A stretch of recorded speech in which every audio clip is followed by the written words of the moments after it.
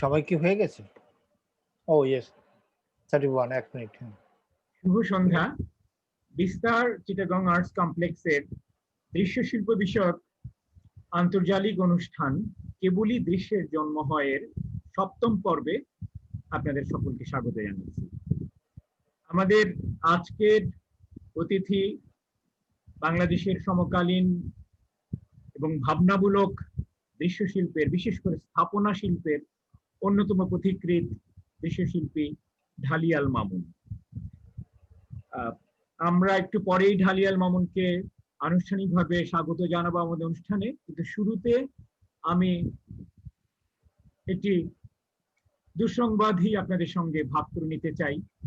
আপনারা অনেকেই হয়তো ইতিমধ্যে অবগত হয়েছেন যে আজ সকালেই আমাদের মাঝ থেকে বিদায় নিয়েছেন এই দেশের শিল্পকলার একজন অন্যতম অভিভাবক, এই দেশের প্রগতিশীল আন্দোলনের একজন নিরন্তর সৈনিক এবং শিল্পকলার একজন অগ্রণী পথিক, আমাদের অনেকেরই প্রিয় আবুল হাসনাত ভাই, কালীয় কলম পত্রিকার সম্পাদক, যিনি মাত্র কয়েক সপ্তাহ আগে এইখানে এসেছিলেন আমাদের একটি সাহিত্য বিষয়ক অনুষ্ঠান, লাইভ অনুষ্ঠানে অংশগ্রহণ করতে। তিনি আকস্মিকভাবে অসুস্থ বোধ করেন, হাসপাতালে যান, সপ্তাহ 2 হলো এবং আজ সকালে তিনি চিরতরে বিদায় নিয়েছেন। এটি আমাদের জন্য এক অপূরণীয় ক্ষতি। আমাদের শিল্পকলার সঙ্গে, বিশ্বশিল্পের সঙ্গে যারা যুক্ত আছেন তারা জানেন এই মানুষটি কিভাবে তার নেতৃত্ব দিয়েছেন, লেখালেখি করেছেন, শিল্প সমালোচনা করেছেন, পত্রিকা প্রকাশ করেছেন এবং যেখানে তার যতটুকু অবদান রাখা দরকার ছিল, উচিত ছিল, সেটা করেছেন তিনি, এবং নীরবে কোনো রকম প্রতিদানের প্রত্যাশা না করে। এই মানুষটি চলে যাওয়াতে আমরা সত্যি খানিকটা অভিভাবকহীনই অনুভব করছি, কিন্তু আমাদের লড়াই থামিয়ে রাখলে চলবে না। তার যে শিল্প রুচি, তার যে শিল্প দর্শন এবং তার যে মহৎ উত্তরাধিকার, সেটা যেন আমরা বহন করতে পারি। এবং তিনি যে একটি সুন্দর, সুস্থ, সভ্য, শিল্পময় অগ্রসর বাংলাদেশের স্বপ্ন দেখেছেন এবং তার জন্য আমৃত্যু লড়াই করে গেছেন, আমরা যেন সেই লড়াইটুকু, সেই সংগ্রামটুকু, সেই শিল্পের যাত্রাটুকু অব্যাহত রাখি, এবং তাহলেই হবে মনে হয় তার প্রতি আমাদের সবচেয়ে বড় শ্রদ্ধা প্রদর্শন। আমি হাসান ভাইয়ের ব্যথিত পরিবারের প্রতি আমার শোক এবং সমবেদনা প্রকাশ করছি, এবং তার প্রতি সকলের পক্ষ থেকে, এখানে যারা যুক্ত আছেন সবার পক্ষ থেকে, বিস্তারের পক্ষ থেকে জানাচ্ছি আমাদের আন্তরিক শ্রদ্ধাঞ্জলি এবং বিদায়ী ভালোবাসা। আমরা আমাদের অনুষ্ঠানের মূল পর্বে যাই। শিল্পী ঢালিয়াল মামুন আজকে একটি উপস্থাপনা নিয়ে উপস্থিত হয়েছেন, যার ভিতর দিয়ে তিনি মূলত আমাদের দেশের স্থাপনা শিল্পের তার যে অগ্রযাত্রা সেটিরই বর্ণনা করবেন, পাশাপাশি তার শিল্পী জীবনের এবং শিল্পী ভাবনারও কিছু বক্তব্য আমাদের সঙ্গে ভাগ করে নেবেন। ঢালিয়াল মামুনের পরিচয় সেইভাবে দেওয়ার দরকার নেই এখানে অন্তত যারা আছেন, কিন্তু যেহেতু আমরা এই অনুষ্ঠানটি আরো ব্যাপক পরিসরে পরিচালনা করে থাকি, লাইভ হয়, আমরা ইউটিউবে দেই, ফলে আমার মনে হয় নতুন প্রজন্মের সদস্যদের জন্য কিছু কথা না বললেন। ঢালিয়াল মামুন জন্মেছেন 1958 সালে চাঁদপুরে। তার শিল্পকলার পড়াশোনা চট্টগ্রাম বিশ্ববিদ্যালয়ে, স্নাতক এবং স্নাতকোত্তর দুটোই, যেখানে তিনি বর্তমানে একজন ওই একই বিভাগের অধ্যাপক রূপে কর্মরত রয়েছেন। শিল্পী ঢালিয়াল মামুনকে আমি চিনি তার ছাত্রাবস্থা থেকেই, এবং তখন থেকেই দেখেছি তিনি একজন আদ্যপান্ত সক্রিয় শিল্পী। শুধু যে শিল্পকলার সঙ্গে নয়, তিনি সাহিত্যের সঙ্গে, প্রগতিশীল রাজনীতির সঙ্গে, লিটল ম্যাগাজিন আন্দোলনের সঙ্গে সবকিছুর সঙ্গে নিজেকে জড়িয়ে রেখেছিলেন, একজন আদ্যপান্ত পূর্ণাঙ্গ শিল্পী। এবং তার শিল্প অভিযাত্রা শুরু হয় ছাত্র জীবন পরপরই। তার প্রথম একক প্রদর্শনী হয় গ্রেট ইনস্টিটিউটে 1987 সালে। তারপর সেই গ্রেট ইনস্টিটিউটের একটি ফেলোশিপ নিয়ে তিনি বার্লিনে যান 1993 সালে। 93-94 তিনি সেখানে থাকেন, সেখানে একটি প্রদর্শনী করেন, এবং সেখান থেকেই 94 সালে তিনি নিউ ইয়র্ক শহরে আসেন, তখন যেখানে আমি নিউ ইয়র্কের বাসিন্দা ছিলাম। আমার মনে আছে আমরা বেশ কটা দিন খুব আনন্দের সঙ্গে কাটিয়েছিলাম, অনেক বেশ। সেখানেও তার একটি সাউথ এশিয়ান ইনস্টিটিউটে তার একটি প্রদর্শনী হয়েছিল। তারপর তিনি দেশে ফিরে আসেন, দেশে ফিরে এসে 98 আরিয়াল গ্যালারিতে প্রদর্শনী করেন, তারপর করেন গ্যালারি 21-এ, গ্যালারি কায়া, একের পর এক নিয়মিত বিরতিতেই তিনি প্রদর্শনী করে গেছেন। প্রদর্শনী 2004 সনে তিনি একটি একেবারে বলা যেতে পারে বাংলাদেশের নতুন ধরনের একেবারে সমস্ত প্রথা ভাঙা একটি স্থাপনা শিল্প প্রদর্শনী করেন, যার উপরেই তিনি মূলত আজকে বলবেন। অপাবিত জল বা ইনোসেন্ট ওয়াটার, চট্টগ্রাম আলিয়াস ফসিলিটি যেটি পরে ঢাকাতেও হয় জাদুঘরে। জাদুঘরে তিনি এরপরেও আরেকটি প্রদর্শনী করেন আমাদের শিল্পী বন্ধু ওয়াকিলের সঙ্গে। এর মধ্যে বেঙ্গল লাউঞ্জে করেন একটি, অপনয়ন নামে তার একটি স্থাপনা শিল্প আমাদের মুক্তিযুদ্ধ ভিত্তিক। তারপর বেঙ্গল ফাউন্ডেশনে করেন তিনি টাইম, কোইন্সিডেন্স এন্ড হিস্ট্রি নামে একটি অনন্য সাধারণ প্রদর্শনী, যেটি যে শিল্পকলার একটা একেবারেই সমকালীন প্রপঞ্চ অ্যান্থ্রোপোসেন সেইটার উপর গুরুত্ব দিয়ে তিনি করেন। এবং তার সর্বশেষ প্রদর্শনী আমরা দেখেছি 2018 সালে কলা কেন্দ্রে ড্রয়িং নিয়ে। এছাড়া দলীয় প্রদর্শনী তিনি অসংখ্য করেছেন, অসংখ্য। বাংলাদেশের এশিয়ান বিয়েন্নাল, তারপরে সেখানে তো তিনি 2006 সালে 12তম বিয়েন্নালে গ্র্যান্ড পুরস্কারই পান। সামনানির যে ঢাকা আর্ট সামিট, সেখানে নৃত্যের সঙ্গে। এর বাইরে ভারত, নেপাল, চীন, জাপান, মিশর, Sharjah, France, Denmark, Germany, new York, বহু শহরে বহু দলীয় প্রদর্শনীতে অংশগ্রহণ করেছেন। তা তিনি অনেক জায়গায় শিল্পী হিসেবে, আবাসিক শিল্পী হিসেবেও ছিলেন, যার মধ্যে খুবই অতি সাম্প্রতিক গত বছরে তিনি ভেনিসের একটি রেসিডেন্সি করে এসেছেন। এর মধ্যে ভারতে তো করেছেন, ইকমোজের সঙ্গে করেছেন, চাঁদের হাটের সঙ্গে করেছেন, দেশেও করেছেন। তার শিল্প অনেক জায়গায় সংগৃহীত আছে, দেশে তো আছে, বিদেশেও ফুকুওকা মিউজিয়ামে রয়েছে। অর্থাৎ সব মিলিয়ে তিনি একজন আদ্যপান্ত লিপ্ত সক্রিয় শিল্পী, যিনি শুধুমাত্র শিল্পকলার জন্য শিল্পকলা করেন না, তা তিনি গভীরভাবে একজন রাজনৈতিক সচেতন, গভীরভাবে একজন সামাজিক এবং প্রতিবেশ সচেতন শিল্পী। তো আমরা আজকে তার কাছ থেকে, তার মুখ থেকে শুনবো তার শিল্প ভাবনা, তার শিল্প দর্শন এবং তার কাজ কিছু। তো আমরা সবার পক্ষ থেকে শিল্পী ঢালিয়াল মামুনকে সারবরঙ্গে আমাদের সঙ্গে বরণ করে নিচ্ছি বিস্তার এই অনুষ্ঠানে। শিল্পী ঢালিয়াল মামুন। হ্যাঁ, ধন্যবাদ। আমি প্রথমেই আমিও আপনার মতেই আজকে আসলে খুবই ভারাক্রান্ত, আসলে অত্যন্ত ভারাক্রান্ত। আমি এই সংবাদটি শোনার পর, বিশেষ করে হাসনাত ভাই চলে যাওয়ার সংবাদটি শোনার পর আমার মন বড় বিষণ্ণ হয়ে উঠেছিল। এবং আমি জানি না কি কারণে, আমার ইভেন অনেক নিকটাত্মীয় চলে গেলেও হয়তো বা আমি এরকম ভাবে অনুভব করতাম না, আজকে যেভাবে অনুভব করেছি। ওনার সাথে আমার পরিচয়, উনি প্রায় 24-25 বছর ধরে সংবাদের সাহিত্য সম্পাদক ছিলেন। তখন থেকে আমি অনেক তার অনুরোধে অনেক কাজ করেছি সংবাদের সাথে।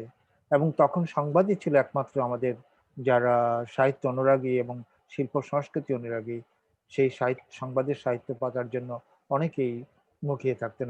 আমি জানি আলম খুরশেদ সেটা জানেন যথার্থভাবে। পরবর্তীতে উনি আসলে বেঙ্গল ফাউন্ডেশনে যুক্ত হন এবং গত কয়েক বছর ধরে উনি বেঙ্গল ফাউন্ডেশনে নিরন্তরভাবে একেবারে অন্য ধরনের এক মানুষ, যার চলে যাওয়া সত্যি আমাকে নানাভাবে আক্রান্ত করে। আসলে এই ধরনের মানুষের সংখ্যা তো আসলে খুবই কম। আমি জানি না ওনাকে কি করে শ্রদ্ধা জানাবো। আমি আমি ওনার কন্যাকেও চিনি, ওনার স্ত্রীকেও চিনি, সকলেই খুবই ঘনিষ্ঠ জন ছিলেন নানা দিক থেকে কবি। আর আমি যে কখনোই তার কাছ থেকে কোনো ফোন কল পাবো না, সেটা ভাবতে পারি না। যাই হোক, আমি আমার আজকে তার প্রতি শ্রদ্ধা জানিয়ে আমার এই আজকের উপস্থাপনা, আমি জানি না কিভাবে শুরু করব, তথাপি তার প্রতি শ্রদ্ধা এবং তার উদ্দেশ্যেই হয়তো আজকের উপস্থাপনাটি উৎসর্গ করছি আলম খুরশেদের অনুমতিক্রমে।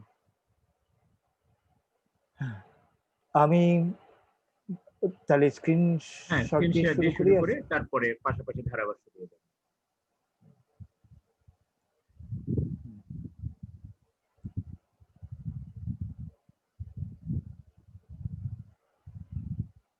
এটা আপনি কোথায় চলে গেল? আপনি না সাউন্ডটা কি দিয়েছিলেন? হ্যাঁ হ্যাঁ, হ্যাঁ, সাউন্ডটা, কম্পিউটার সাউন্ডটা কি দিয়েছি দিয়েছিলেন তো না? আচ্ছা, তাহলে দিয়েছি। তাহলে একদম শুরুতে চলে যান।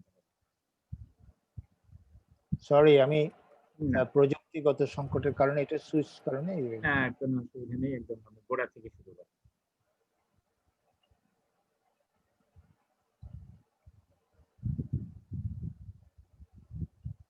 দুঃখিত আমি সত্যি।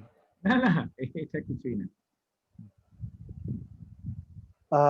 প্রথমে আসলে আমি হুম, আমার উপস্থাপনায় যাওয়ার আগে খানিকটা আমার বৃত্তান্ত বলা দরকার। আসলে আজকের আমার যে মন মানচিত্র তৈরি হয়েছে, সেই মানচিত্রে একটি হয়তো রূপরেখা সংক্ষেপে দরকার, আমার মন মানচিত্র কিভাবে তৈরি হয়েছিল।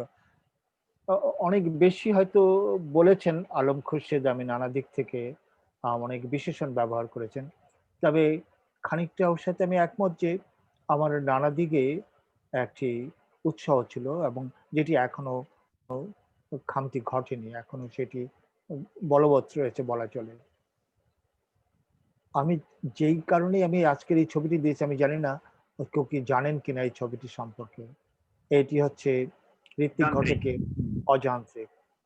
এবং আমি এই অযান্ত্রিক যখন আমি ছাত্র অবস্থায় অযান্ত্রিক দেখি, তখন আমি সত্যিকার অর্থেই বিস্মিত হয়েছিলাম যে এরকম একটি, কারণ আমরা এফডিসির চলচ্চিত্র দেখে অভ্যস্ত হয়েছিলাম। অনেকে চোখের জলও ফেলেছি সে সময় ছবি দেখে, মায়ের সাথে বা কারোর সাথে গিয়ে। কিন্তু এই অযান্ত্রিক দেখার পর আমার চিন্তা বা আমার চৈতন্যে অনেক অভিঘাত তৈরি করে, যেটি আমাকে নতুন করে নির্মাণ করবার সাহায্য করে। ইভেন বলা যেতে পারে এটি আমার আহ, চিন্তা এবং বোধের ক্ষেত্রে একটি পরিবর্তন এনে যায়। আমি তখন নতুন করে ভাবতে শুরু করি, এবং ঋত্বিক সম্পর্কে আমার জানবার আগ্রহ তীব্র হয়ে ওঠে।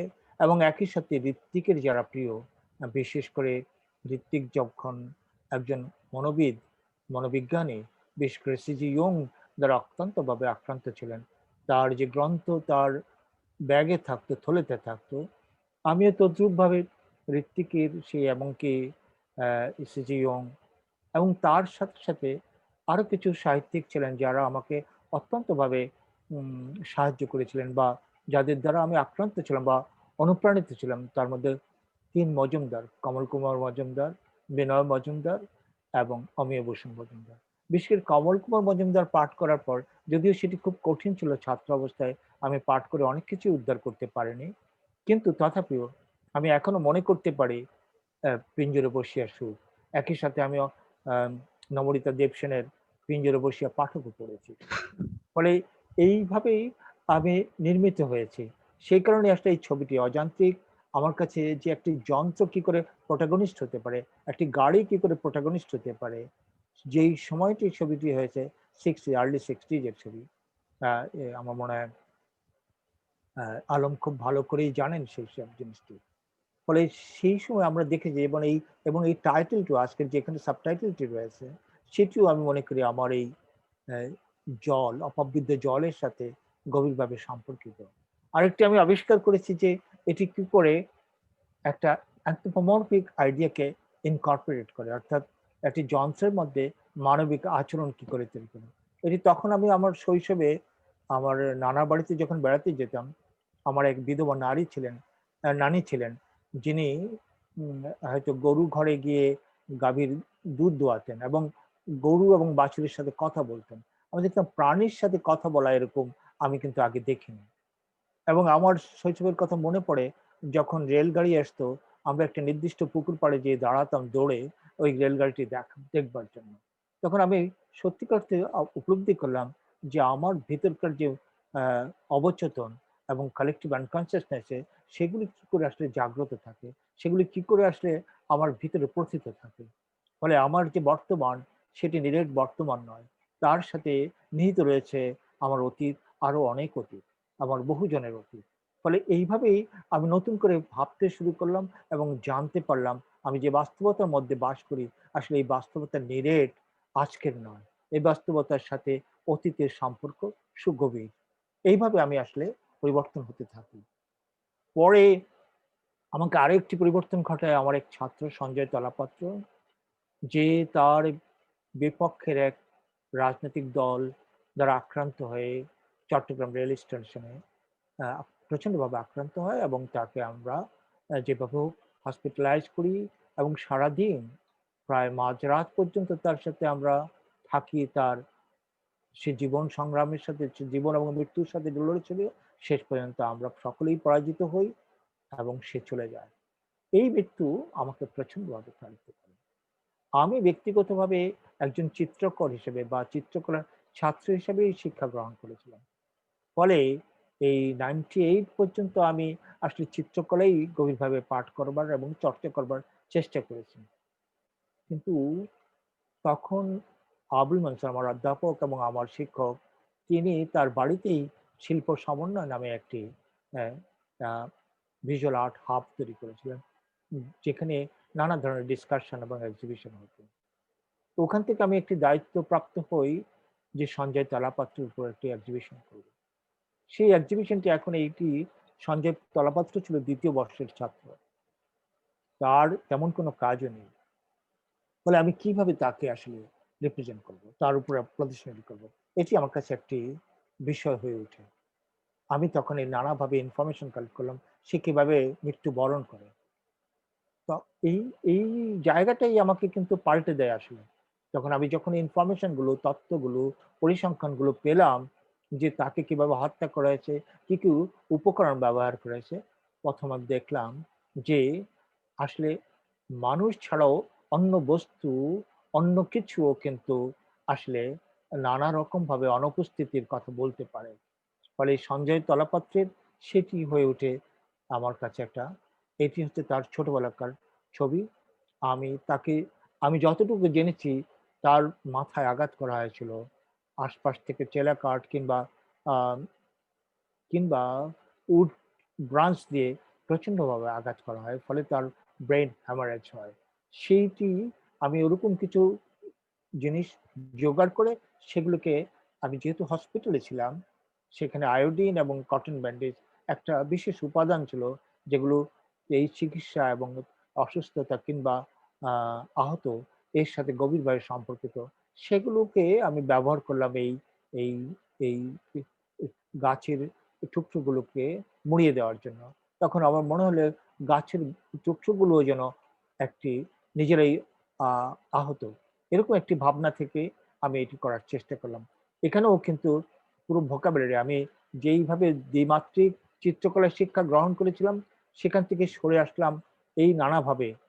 তারপরে তার ছোটবেলাকার তার যে ছবি, তার এক্স-রে ইত্যাদি জিনিসগুলোকে আমি পরবর্তীতে, এই আরেকটি এক্সিবিশন হয়েছিল বড় আকারে, সেটি এনামুল করিম নির্ঝরের একটি গ্যালারি ছিল যোজন, সেটি 2000 সালে, সেখানে আমি এই প্রদর্শনীটি করার চেষ্টা করি। সেখানে তার পোর্ট্রেট, তার ছোটবেলার ছবি, এক্স-রে প্লেট ইত্যাদি জিনিসগুলোর সাথে অন্যান্য অনুষঙ্গ যেগুলোকে মনে হয়েছে প্রাসঙ্গিক, সেগুলোকে ব্যবহার করার চেষ্টা করি এবং একই সাথে আয়োডিন এবং ইত্যাদি দ্বারা আমি ড্রয়িং করার চেষ্টা করি। Sorry, sorry.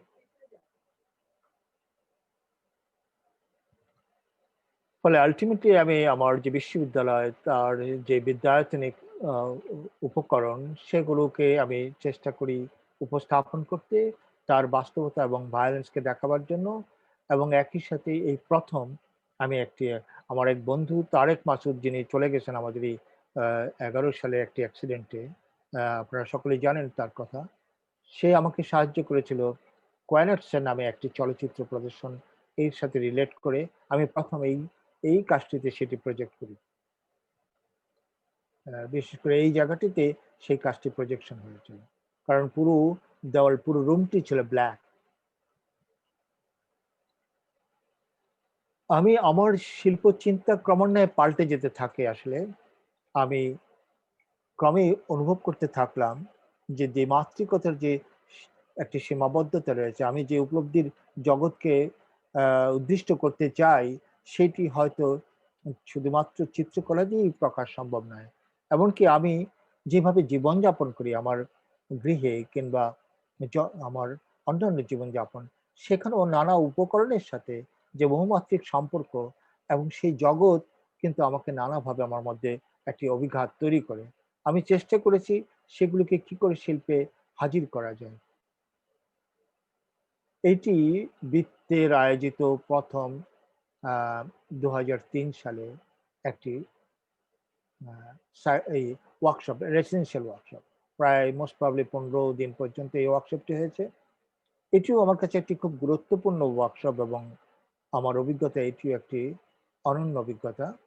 এই কারণে যে আমি ১ম এরকম একটি কাজ করবার সুযোগ পাই, এবং যার মধ্যে দিয়ে আমি আ এই আমার পরিমণ্ডল এবং সাইট বা স্থান এবং সময় এবং সাংস্কৃতিক উত্তরাধিকার, এগুলোকে সম্পৃক্ত করবার সময় পাই, মানে সুযোগ পাই। ফলে আমি সেই সময় একই সাথে আমি কতগুলো গ্রন্থ পড়ার সুযোগ পাই। বিশেষ করে আমাকে তারেকি একটা বই দিয়েছিল, আহ, গ্লোবাল মানে world history in a six class, এবং পরবর্তীতে আমি আরেকটি গ্রন্থ জোগাড় করি যে ড্রিঙ্কস অ্যান্ড সোশ্যাল হিস্ট্রি। ফলে আমি দেখলাম যে এই যে ড্রিঙ্ক কিংবা পানীয়, এর সাথে রাজনীতি, সংস্কৃতি এবং ঔপনিবেশিকতা কিভাবে সম্পৃক্ত থাকে, এমনকি কর্পোরেট ওয়ার্ল্ড কি করে এর উপর নানাভাবে খবরদারি করে, কি করে একটি উম, একটি একটি অঞ্চলের সংস্কৃতির উপর অন্য আরেকটি সংস্কৃতি শুধুমাত্র লোভ এবং লাভ তার উদ্দেশ্যে সেইটাকে এলিমিনেট করে দিতে পারে, সেটাকে নিশ্চিহ্ন করে দিতে পারে। সেরকম একটি উপলব্ধি থেকে আমি এই কাজগুলো করার চেষ্টা করি। সেখানে এই একটা কনফ্লিক্ট, এখানে অনেক ধরনের কনফ্লিক্ট রয়েছে বা কন্ট্রাডিকশনস রয়েছে বা সাংঘর্ষিক সম্পর্ক রয়েছে। একটি হচ্ছে খুবই ন্যাচারালি ম্যানমেড, হোমমেড বা ন্যাচারালি তৈরি করা, আর একটি মোস্ট ইন্ডাস্ট্রিয়াল প্রোডাক্ট। একই সাথে ভায়োলেন্স, একই সাথে কর্পোরেট অ্যান্ড ইন্ডিজিনিয়াস। এই সমস্ত জিনিসগুলোকে আমি আসলে চেষ্টা করেছি কি করে একটি কাজের মধ্যে হাজির করা যায়। এটি একই সাথে আমার জন্য আসলে বলা যায় লার্নিং ও আমার জানবারও একটি প্রসেস।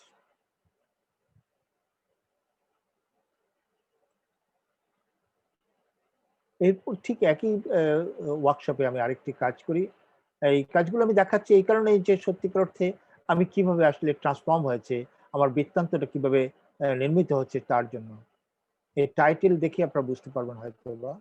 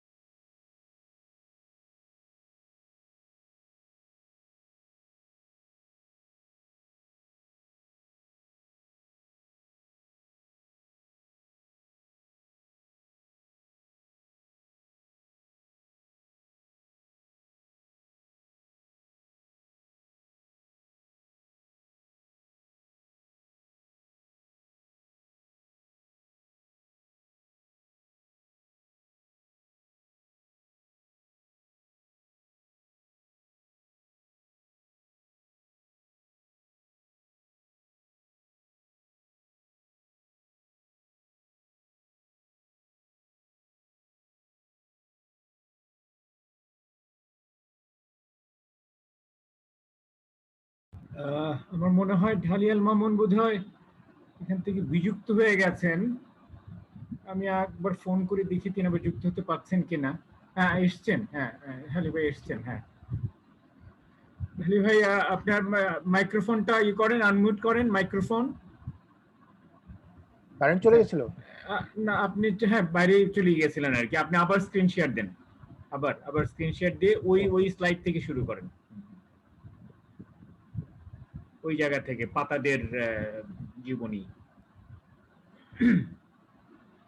সরি, এটা কেন হলো?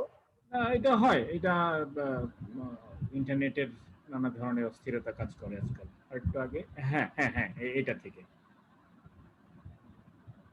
এর আগে, এর আগে পেছনে যান আর দুটো স্লাইড। হ্যাঁ, হ্যাঁ এই হ্যাঁ এখান থেকে।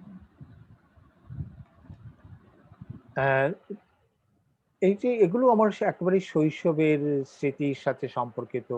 যেহেতু আমি গ্রামে তো জন্মগ্রহণ করেছি, প্লাস চাঁদপুর শহর থেকে আমরা যখনই শীতকাল আসতো তখনই আমরা গ্রামে ফিরে যেতাম। এবং একই সাথে এই ওয়ার্কশপটিও শীতকালে হয়েছিল এবং একটি গ্রামীণ জায়গায় হয়েছিল, প্রায় ঢাকা থেকে অনেক দূরে, টাঙ্গাইলের কাছাকাছি একটি জায়গায়। ফলে এই এই ইভেন এই চুলাগুলো আমার মেমোরিতে ছিল। আমি দেখতাম ছোটবেলায় যখন একটা নবান্ন উৎসবের আগে, বিশেষ করে যখন ফসল তুলে আনতো ঘরে, তখন কি ধরনের চুলা ব্যবহার হতো, এমনকি পিঠা পার্বণের জন্য এরকম অনেক ধরনের।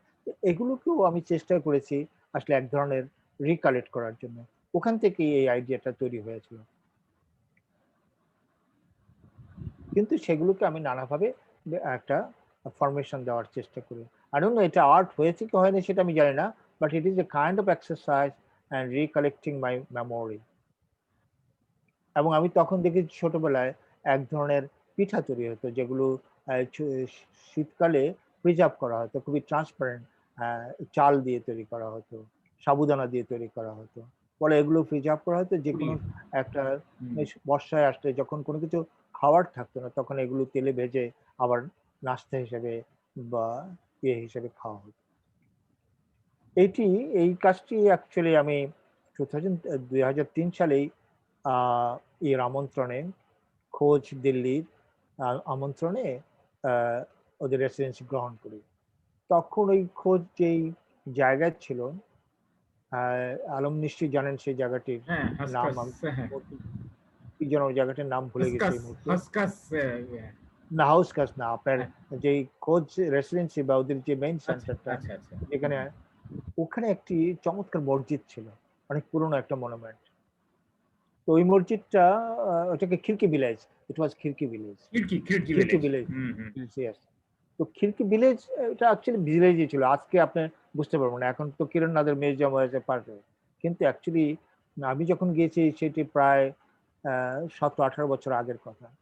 তখন খিড়কি ভিলেজ ওয়াজ বেসিক্যালি ভিলেজ, একদম পুরো ওর খিড়কি এই খোঁজের সামনে একটা ব্যারেন ল্যান্ড ছিল আর একটা হাইওয়ে ছিল। সেই জায়গায় আমি ওই মসজিদটি দেখার পরে আসলে আমার খুব ইচ্ছা ছিল, যেহেতু মসজিদটি অ্যাবান্ডান, হয়তো ওখানে কাজ করা যাবে। বাট আনফর্চুনেটলি সেটার পারমিশন পাওয়া যায়নি। তখন আমি তার ফটোগ্রাফ করে আমার স্টুডিওতেই ওই মসজিদটি করি। এটার কারণ হচ্ছে, তখন গালফ ওয়ার চলছিল। তখন এই নানা রকম ইরাক ইনভেশন, গালফ ওয়ার, নানা জিনিস চলছিল। ওই জায়গাগুলোকে আমি আসলে উদ্দিষ্ট করার চেষ্টা করেছিলাম। আর এইসব ম্যাট্রিক্স গুলো সবগুলি কালেক্টেড। আর কিছু ছিল একেবারে লোকাল, কিছু কামার কুমার ছিলেন যারা খুব রাস্তায় স্ট্রিটে বসতেন, তাদের কাছ থেকে আমি এই সমস্ত কাজ করেছি। যেমন এইটি এটি বলা যেতে পারে একটি খুবই পলিটিক্যাল ওয়ার্ড, বিকজ এখানে this is oil, actually this is kind of oil. এবং এটা আপনার লিবার্টি লিডিং এর একটা স্ট্যাচু থেকে নেওয়া, এরকম রিলিজন, বিভিন্ন সাইন।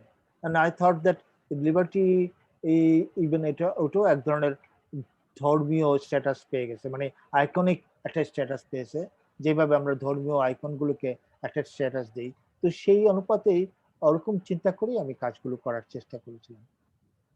এটি হচ্ছে আমার এই সেই ওই খিড়কি ভিলেজ, যে মসজিদটি, খিড়কি মসজিদটি ছিল, তারই একটা ইন্টেরিয়রের ছবি, যেটি আমি দেওয়ালে আঁকি আর কি। ইনফ্যাক্ট ভার্চুয়ালি আমি সেটা লিটারেরি দেওয়ালের মধ্যে আঁকি আমার স্টুডিওর মধ্যে। এবং এখানে আমি পারফরমেন্স করি না, কিন্তু আমি কিছু ড্রেস তৈরি করি, যেগুলো আমার চাইল্ডহুড মেমোরির সাথে রিলেটেড। যখন আমি চাঁদপুর শহরে ছিলাম, যে ইন্টারেস্টিং কিছু স্টুডিও ছিল যেখানে ফটোগ্রাফ তোলা হতো। ওগুলো খুবই একটা কলোনাইজ ড্রেস থাকতো ওখানে, এবং ল্যান্ডস্কেপটাও ভিতরে আঁকা থাকতো, খুবই কলোনিয়াল ল্যান্ডস্কেপ। যে সেগুলো আমি আমার ওই আইডিয়াটাকেই আসলে চেষ্টা করেছি ট্রান্সফর্ম করার জন্য আমার স্টুডিওটাকে একটা ডিফারেন্ট স্টুডিও হিসেবে।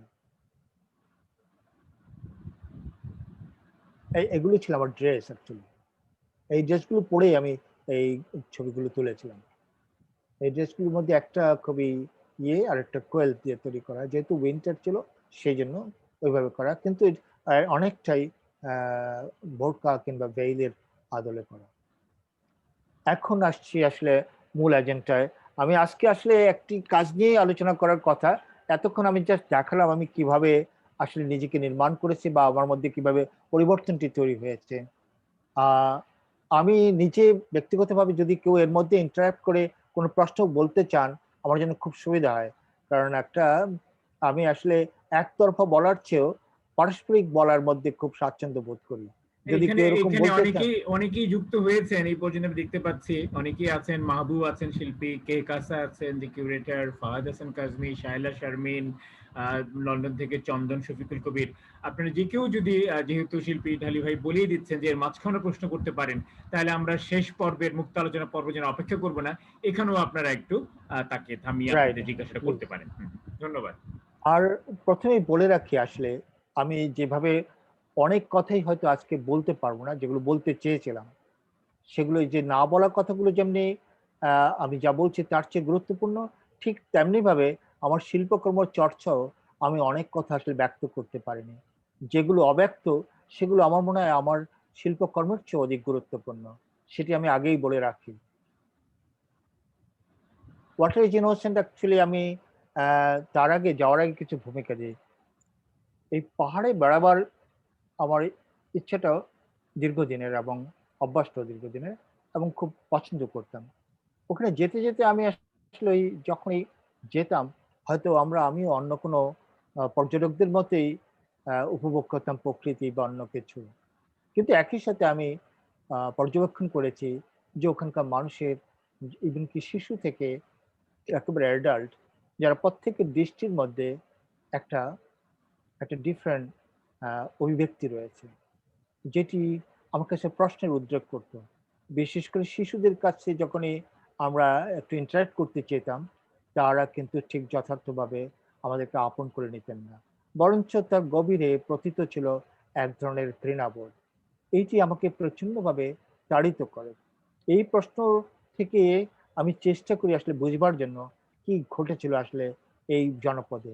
তখন অলরেডি ইনসার্জেন্সি সম্পর্কে আমরা সকলেই জানি যে পাহাড়ি জনপদের মধ্যে একটি ক্ষোভ, বিদ্রোহ এবং সশস্ত্রতা ছিল সেখানে, এবং একটি সন্ত্রাস সেখানে যুক্ত হয়েছে কিংবা সেখানে জায়গা গ্রহণ করেছিল নানাবিধভাবে, বিভিন্নভাবে। এবং একটি স্টেট, এটির ইতিহাস কিন্তু দীর্ঘ। আমরা এই ইতিহাস যদি ভুলে যাই তাহলে এটার সত্যিকারতে মূল উৎপাদন করা খুব কঠিন হবে। এটি একেবারে কলোনিয়াল পিরিয়ড থেকেই এটি চলছিল। এই জনপদের ইতিহাস বহু প্রাচীন। এমনও প্রশ্ন উঠেছিল এই জনপদ আসলে কি আদিবাসী, সেই প্রশ্ন উঠেছিল। পরবর্তীতে আমরা জানতে পারি যে আদিবাসীরা আসলে একেবারে হিমালয় থেকে শুরু করে বার্মা আরাকান পর্যন্ত যুক্ত হয়ে এই নানাভাবে তাদের বৃত্তান্ত রয়েছে।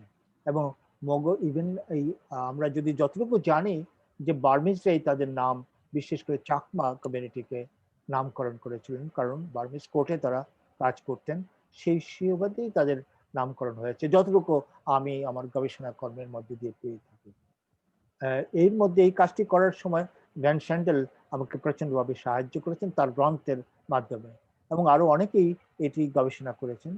এই খুব সাম্প্রতিকতম একটি বাংলা গ্রন্থ বের করেছেন সমারি চাকমা। তো আমি ভ্যান স্যান্ডেলের কাজটি, এবং সেখানে যুক্ত ছিলেন দেওয়ান এবং উইলিয়াম আরেকজন।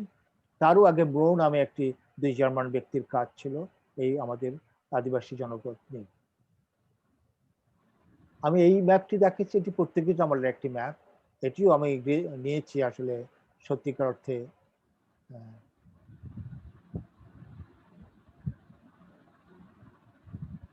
আপনার এইখানে এই জায়গাটাতে চাকোমাস লেখা আছে। এটি প্রায় 17 কি 16 সেঞ্চুরি ম্যাপ। তো আমরা যখন এই প্রশ্নটি উত্থাপিত হয়েছে যে এই আদিবাসী এই জনপদ আসলে খুব বেশি প্রাচীন না, তখন আমরা এই ম্যাপের মধ্যে যখন এই জায়গাটা খুঁজে পাই তখন আমরা বুঝতে পারি যে আসলে এই প্রশ্নগুলো অবান্তর।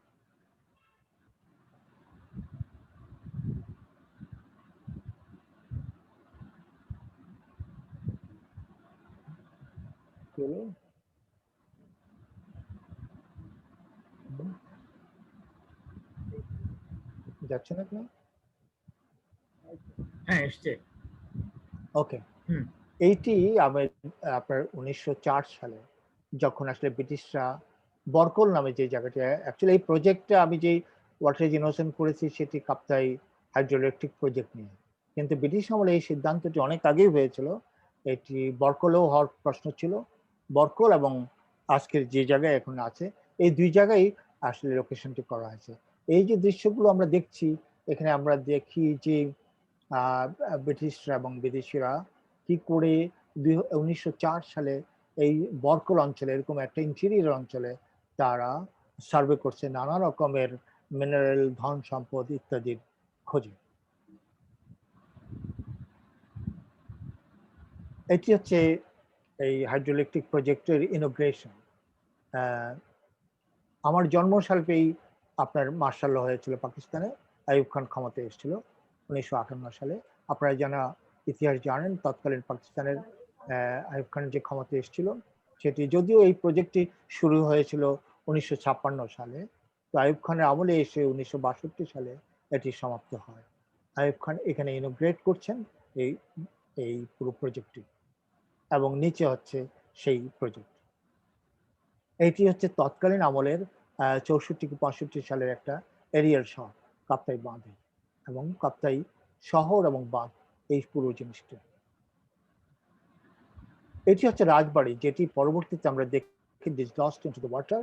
সেটি সেটি যখন এই জলমগ্নতার আগে ল্যান্ডস্কেপ ছিল রাজবাড়ি এরকম, যেটিকে কেন্দ্র করে আসলে আমার ভাবনাটি তৈরি হয় আসলে, যেখানে আমি স্থাপত্যকে সম্পৃক্ত করি আমার কাজের মধ্যে। এটি হচ্ছে তার একটি সোর্স।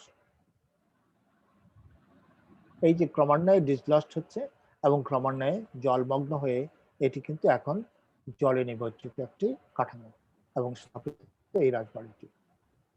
এটি 61-এর ছবি।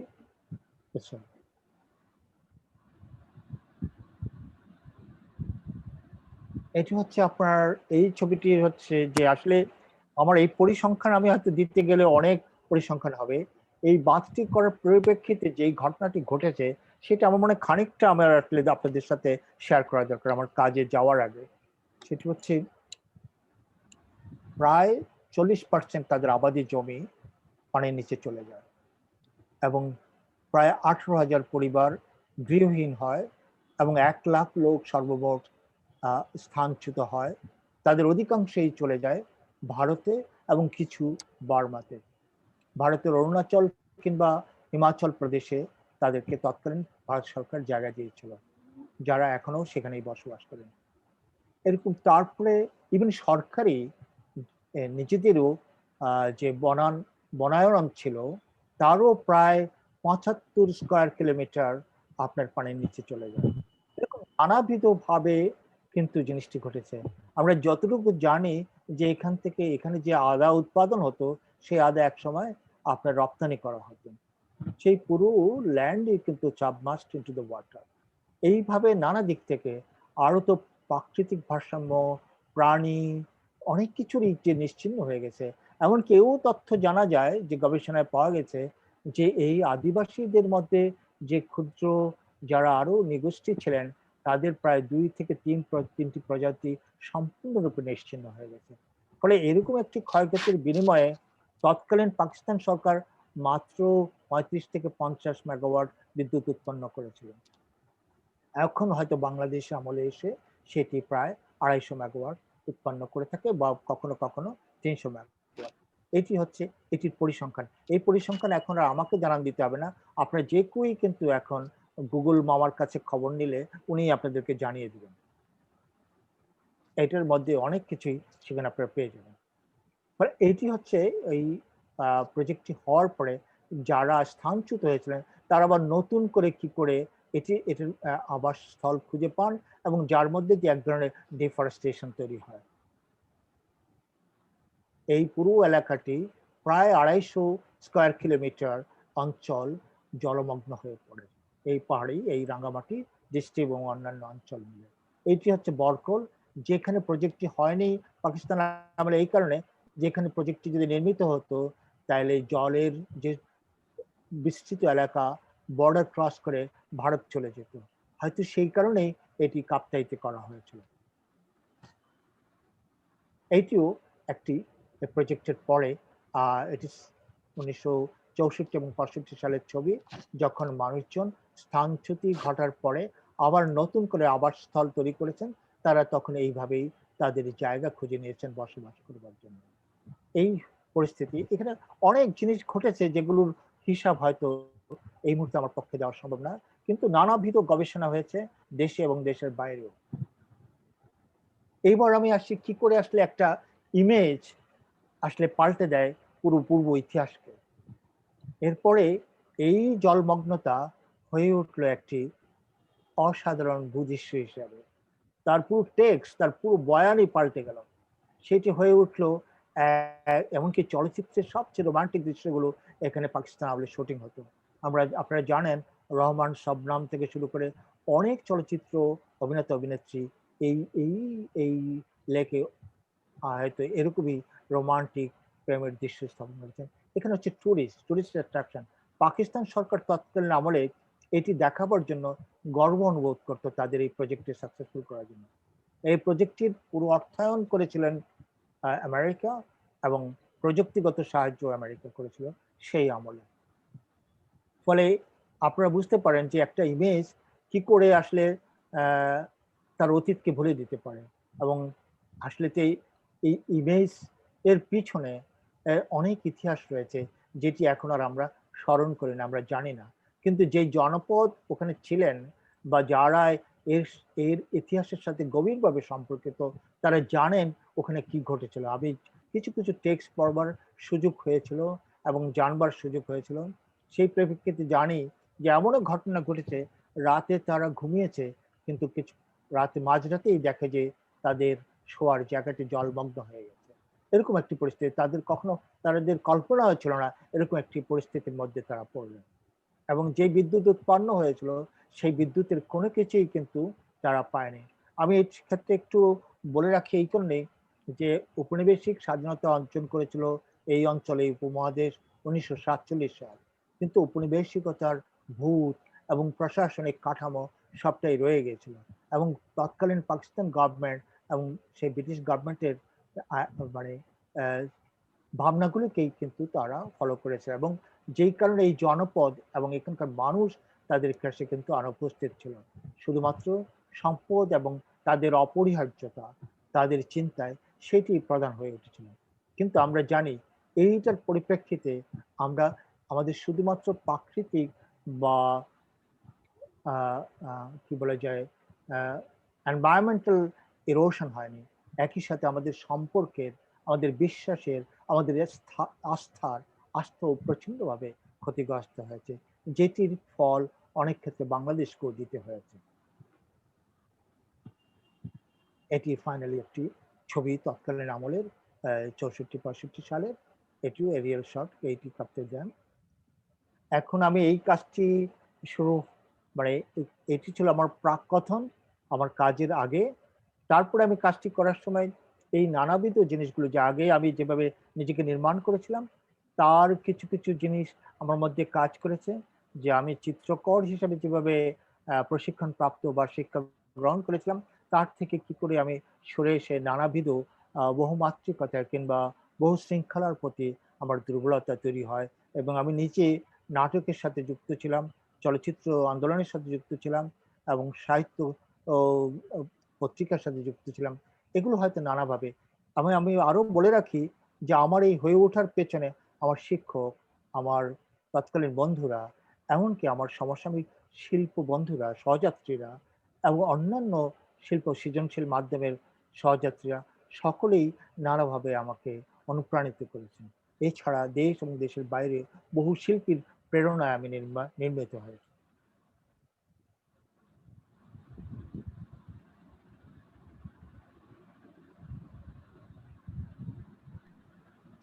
আমি জাস্ট ছবিটি দেখাচ্ছি, শব্দ শোনা যাচ্ছে? হ্যাঁ, যাচ্ছে, পাওয়া যাচ্ছে শব্দ, হ্যাঁ। এটা 4.5 মিনিটের একটি। আমি একটু বলে নিই যে এই ছবিটি আমি পেয়েছি এনামুল করিম নির্ঝরের সুবাদে। ওই সময় যখন কাজের টাইটেলটার মধ্যে আইডিয়াটা আমি আছে বলে নিই, সেটা পরে হচ্ছে আমি বলবো এটি কিভাবে পেলাম। বাংলা, আমি টাইটেল দিয়েছি অপাপ বিদ্যুৎ এটি জল। ন্যাশনাল মিউজিয়ামে হয়েছিল ঢাকা। মূলত বিষয়টি হচ্ছে পাহাড়ি জনগণের কাছে এখন বর্তমানে জল একটি প্রোটাগনিস্ট ক্যারেক্টার হিসেবে দেখা দিয়েছে। এটা 50s দিকে যখন ড্যাম হয়, তার ফলে ওদের যে জনগোষ্ঠীর মধ্যে জলমগ্নতা একটি তাদের সংস্কৃতি এবং জীবনযাপনে বিরাট প্রভাব ফেলে।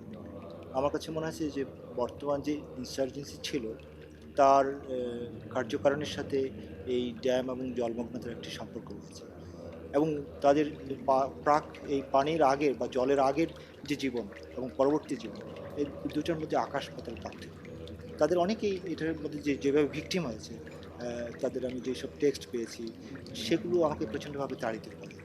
ফলে আমি আরেকটা এখানে জিনিস হচ্ছে যে একটি হচ্ছে যে পাহাড়ি জনগোষ্ঠীর মানুষের সংস্কৃতি এবং জীবনযাপন, আরেকটি হচ্ছে আমার বড় ড্রাইভ হচ্ছে যে একটি ভিজুয়াল আর্টের বর্তমানে আমরা ভিজুয়াল কালচারে যে ভার্চুয়াল কালচারের যে বিরাট ইম্প্যাক্ট, সেটাকে কী করে এই কাজের মধ্যে ইনক্লুড করা যায় সেটি একটি চ্যালেঞ্জ হিসেবে মানে চেষ্টা করেছি। সেই জন্য একটা মাল্টিডিসিপ্লিনারি অ্যাপ্রোচ হিসেবে আমি এই কাজটা করতে চেয়েছি। কারণ আমি যখনই শহরে ঘুরে বেড়াই তখন বেলসাইন, ভিডিও, এমনকি ঘরে বসে থাকি তখনও আমাকে টেলিভিশন দেখতে হয়। ফলে আমার কাছে মনে হয়েছে যে ওয়াই নট, এটাও একটি আর্টের ফর্ম হতে পারে।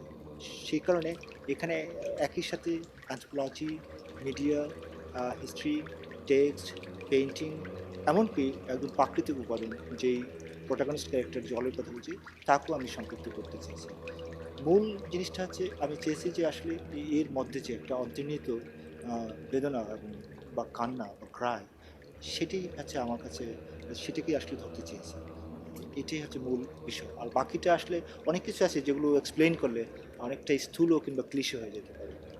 আরেকটা দিক হচ্ছে যে আমি বিভিন্ন ডিসিপ্লিনের লোকদের সাথে ইন্টারাকশন, যেটা আমাকে প্রকারান্তরে অনেক বেশি সমৃদ্ধ করেছে।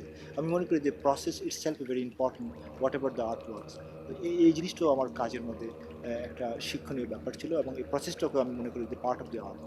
আমাদের দেশে বিশেষ করে মানে আর্টের ল্যাঙ্গুয়েজে সবচেয়ে বড় মুদ্রাদোষ হচ্ছে মানে ইলাস্ট্রেশন। আমরা যে কোনো কিছুকে ইলাস্ট্রেট করতে চাই। আমার কাছে মনে হয় যে rather than metaphorical language is more important than illustration.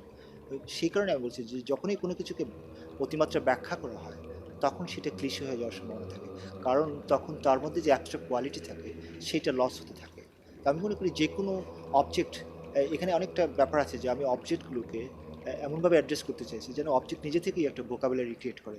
আমি যেটা বলতে চাই সেই মূল সূত্রের সাথে সঙ্গতি রেখে কিংবা কোরাস সঙ্গীতের মতো একটি বিষয় যেন তুলে আসে, উঠে আসে। সেই জন্য আমি অবজেক্টগুলোকে এমনভাবে সিলেক্ট করছি, even those object relate with the water, সেটাও একটা বিরাট ফ্যাক্টর। এখন আর্টের নামে অনেক বেশি ক্রাফট তৈরি হচ্ছে এবং ক্রাফট বিক্রি হচ্ছে। সেই জায়গায় আমি তবু মনে করি স্রোতের বিপক্ষে মানুষকে কাজ করতেই হবে, এবং সিভিলাইজেশন হিস্ট্রিও তাই। সবসময় কিছু কিছু মানুষকে স্রোতের বিপক্ষে কাজ করছে। যে কোনো আর্ট ওয়ার্কেরই এই দর্শকেরও একটা রাইট আছে। এই জন্য আর্টিস্ট তো আর ফ্যাসিস্ট না যে সে ডিকটেট করবে তার ফিলিংসকে। ইভেন আর্টিস্ট কুড নট সে যে what he is doing actually. অনেক জিনিস আছে, অনেক লেয়ারের মধ্যে থাকে যেগুলো আসলে এক্সপ্লেইন করা যাবে। বরঞ্চ আর্টিস্টের ওপিনিয়ন এবং দর্শকের ওপিনিয়ন, দুইটার সংঘাতের মধ্যে দিয়ে আমরা একটা তৃতীয় মাত্রায় বা তৃতীয় সত্যের মধ্যে বুঝতে পারি। অ্যাকচুয়ালি যেটা সবচেয়ে ইম্পর্টেন্ট যে কোনো আর্ট ওয়ার্কে আমার কাছে মনে হয়, আমরা যে একটি সামাজিক কাঠামোর মধ্যে বাস করি সেটি আমাদেরকে প্রতিনিয়ত ডিসেন্সিটাইজ করে, আমাদের সংবেদনশীলতাকে প্রতিনিয়ত হরণ করে। একজন আর্টিস্ট বা রিয়েল আর্ট ওয়ার্ক যেটি করে সেটা হচ্ছে তার সংবেদনশীলতাকে আরও উচ্চকিত করা বা আরও ডেলিকেট করা। আমি মনে করি সেটাই হচ্ছে আর্টিস্টের কাজ, to sensitise the people and to reconsider and to কী বলা যায়, এটা পুনর্জন্ম ঘটানো। মানুষের মধ্যে আসলে সেই জিনিসটা আছে, সেই এলিমেন্টটা আছে, সেটাকে নক করাটাই হচ্ছে আমার মনে হয় আর্টিস্টের কাজ।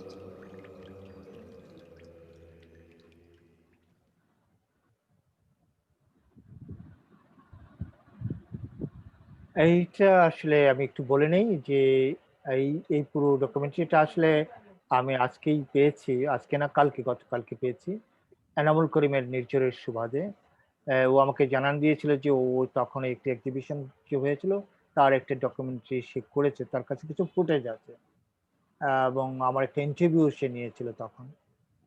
পরবর্তীতে তার অফিসে তার একটি ফিল্ম স্টুডিও রয়েছে, সেখানে অর্ক নামে এক ব্যক্তি, যে তরুণ চলচ্চিত্রকার, যিনি আমাকে নানাভাবে সাহায্য করে এই এই জায়গাটি তৈরি করে দিয়েছেন, এবং আমি তার কাছে অশেষভাবে কৃতজ্ঞ। তারা এটি যে করেছেন, এবং এবং একই সাথে আমার এখন স্মরণ পড়ছে,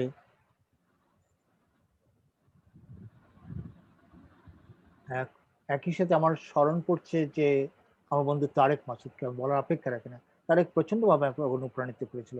আমি দুটো প্রায় ডকুমেন্টারি করেছিলাম, বিশেষ করে ওয়াটার সারফেস নিয়ে, যেহেতু এটি বলা যায় অপবিদ্য জল নিয়ে, ফলে জল যেহেতু একটি ক্যারেক্টার, তাকে নিয়ে আমি একটি ডকুমেন্টারি করতে গিয়েছিলাম রাঙামাটি শহরে। সেখানে করে প্রথম তারেকের অফিসে, তারেকের স্টুডিওতে আমি এডিট করি, প্রথম এডিটটা। পরবর্তীতে আমি একটি স্টুডিও ভাড়া করে পুরোটা প্রফেশনালি করি। তো নির্ঝরের প্রতি আমার প্রচন্ড কৃতজ্ঞতা জানাই আবারও। এবং সেখানে তারেকই একটি আলোচনার আয়োজন করেছিল, সেই আলোচনাটাও বহুমাত্রিক ছিল, বহু ধরনের মানুষের উপস্থিতি ছিল। সেটি সম্ভবত নির্ঝরের কাছে রয়েছে, সেটি যদি পাই তাহলে আরেকটি আমার জন্য খুব হবে। যে তৎকালীন সময় আমার চিন্তা, হয়তো এখন সেই চিন্তার অনেকগুলো ক্ষেত্রে হয়তো আমার মধ্যেও প্রশ্ন জাগবে। এই 16 বছর আগে আমি যে কথাগুলো বলেছি সেগুলো অনেক ক্ষেত্রেই হয়তো আহ, উম, কিছু থাকবে, কিছু নাও থাকতে পারে। এটি হচ্ছে আমার চট্টগ্রামে এই প্রদর্শনীটি, চট্টগ্রামে উদ্বোধনী অনুষ্ঠান। আর এর আগে যেটি হয়েছে সেটি ঢাকায়। তো ঢাকায় প্রদর্শনীটি আমি করতে পারতাম না। এই সুবাদে আমি বলে রাখি, আমার একটা কৃতজ্ঞতা জানাবার খুবই জরুরি মনে করছি। আমার আমার বন্ধু শামীম আক্তার চলচ্চিত্রকার, তার সাথে দেখা হওয়ার পর আমি এই প্রদর্শনীটি ঢাকায় করবার ইচ্ছা পোষণ করি। সে তখন অনন্যা পত্রিকার সম্পাদিকা তাসমিমা হোসেনের কাছে আমাকে নিয়ে যান, এবং আমি যখন এইটির একটি ছবি এবং ইত্যাদি দেখা হই, উনি সাথে সাথে বললেন, আপনার আপনার কি লাগবে। উনি আমাকে তখনই সেটি সম্মতি জ্ঞাপন করেন, এবং সেই কারণেই আমি কিন্তু এটি ঢাকায় করতে পেরেছিলাম এই প্রদর্শনীটি। আর নয় কিন্তু আমার পক্ষে করা সম্ভব হতো না। সেই জন্য আমি আবারও তাকে স্মরণ করছি এবং তার প্রতি কৃতজ্ঞতা জানাচ্ছি আজকে।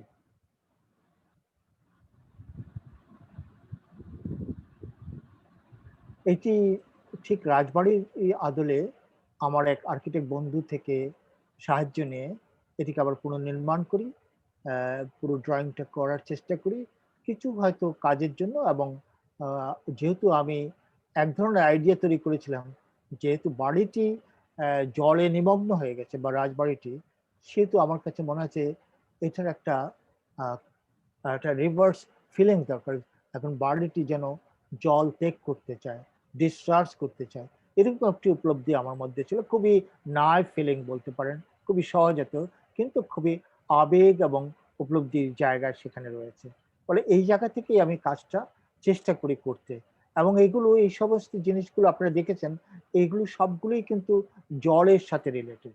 এখানে সবকিছুই, ইভেন কি ব্যাপটাইজ, সেটাও কিন্তু জলের সাথে রিলেটেড। প্রথম আমি চেষ্টা করেছি আসলে কাজটা করার জন্য দুটো পেন্টিং করে রাজবাড়ি।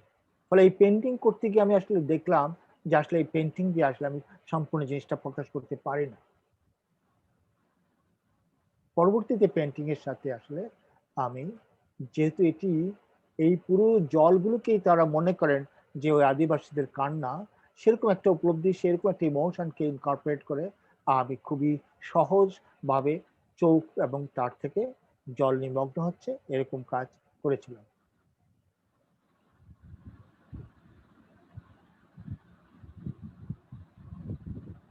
এইটি মোস্ট প্রবাবলি 18th সেঞ্চুরিতে প্রথম একজন মিশনারি ব্যক্তি ওখানে প্রবেশ করেন। আমি বলছি যে ডিসলোকেশন কিন্তু নানাবিধ ভাবে হয়েছে, এবং কলোনিয়াল পিরিয়ডে যে ডিসলোকেশনটা শুরু হয়, এদের দুর্বলতার সুযোগ নিয়ে যেভাবে ধর্মান্তরিত করা হয়েছে, আমি মনে করি দ্যাটস দি ফার্স্ট ডিসলোকেশন, আমার ব্যক্তিগত ধারণা। এই যে মানুষকে, যে ওরা, যে ওনারা যেইভাবে একটা আদিবাসী মানুষরা তারা প্রাকৃতভাবে যে ধর্মবিশ্বাস লালন করতেন, আমি বলছি না যে সমস্ত indigenous knowledge is absolutely perfect, সমস্ত indigenous culture is absolutely perfect, কিন্তু তার সুবাদে এই যে কলোনাইজারদের একটি প্রজেক্ট, সিভিলাইজেশন বা সিভিলাইজ করার একটি প্রজেক্ট, প্রকল্প, তারই কিন্তু অঙ্গাঙ্গে যুক্ত। এবং তারা চলে যাওয়ার পর যে প্রজেক্টটি রেখে যায়, যেটি আমরা এখনো বহন করছি, সেটি হচ্ছে উন্নয়ন প্রকল্প। যেটির একটি খেসারত দিতে হয়েছে আমাদেরকে, সেটি হচ্ছে এই কাপ্তাই যে হাইড্রোইলেকট্রিক প্রজেক্ট, এটি একটি উন্নয়ন প্রকল্প। এটি হচ্ছে উত্তর উপনিবেশিক, কিন্তু উপনিবেশিকতারই এক মানসিকতা বহিঃপ্রকাশ বলে আমার ব্যক্তিগত ধারণা না, অনেকেই সে ধারণা পোষণ করেন। এটি একটি ফটোগ্রাফ যেটাকে কেন্দ্র করে আমি ছবিটি তৈরি করেছি, যে ব্যাপটাইজ করা, এই অঞ্চলের মানুষদেরকে কিভাবে ব্যাপটাইজ করা হতো, সেটিও জলের সাথে রিলেটেড। ফলে জল নানাবিধ ভাবেই আমার কাছে একটা প্রোটাগনিস্ট হিসেবে হাজির হয়েছে। এটি হচ্ছে আমার পেন্টিং। এখানে পেন্টিংটার উপরেও আমি গ্লাস ব্যবহার করে তার মধ্যে কন্টিনিউয়াসলি জলের ড্রিপিং ব্যবহার করেছি।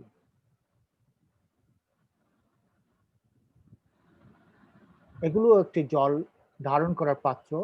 ওই আদিবাসী, ওই অঞ্চলের মানুষরা পাহাড় থেকেই এগুলো প্রাকৃতিকভাবে কালেক্ট করেন এবং এগুলোকে প্রক্রিয়াজাত করে এদের মাধ্যমে জল সংগ্রহ করেন পাহাড়ের প্রত্যন্ত অঞ্চল থেকে। ফলে সেগুলোকে আমি আবার নানাভাবে ব্যবহার করার চেষ্টা করেছি। এগুলো তারই একটি নমুনা। এই থ্রন, যেটাকে বাস্কেট, পাহাড়ি আদিবাসীদের বাস্কেট, এটুকু আমি ব্যবহার করেছি নানাভাবে। এটার সোর্স থেকেই আমি গ্রহণ করেছি নানা। এই উপরের অংশগুলো একেবারে ইলেকট্রিক্যাল অফিসে যারা পাওয়ার রিলেটেড সেই সমস্ত অবজেক্টগুলোকে আমি আবার রিক্রিয়েট করেছি এবং একই সাথে পাহাড়ি বাস্কেটগুলোকে রিক্রিয়েট করেছি। এইভাবে আমি চেষ্টা করেছি নানাভাবে অ্যাডজাস্ট করতে। আমি জানি না কতটুকু কি হয়েছে। এবং এইটি এইটি হচ্ছে ঢাকা জাতীয় জাদুঘরে, যেখানে আমি প্রায় আমার প্রসেসের নানান ধরনের উপকরণও আমি শো করেছি, একই সাথে লাইট। এবং এটিও কিন্তু থ্রোন থেকে নেওয়া, মানে আদিবাসীদের ঝুড়ি থেকে নেওয়া। এবং সেখানে আলোকে আমি ব্যবহার করেছি একটা অনুষঙ্গ হিসেবে।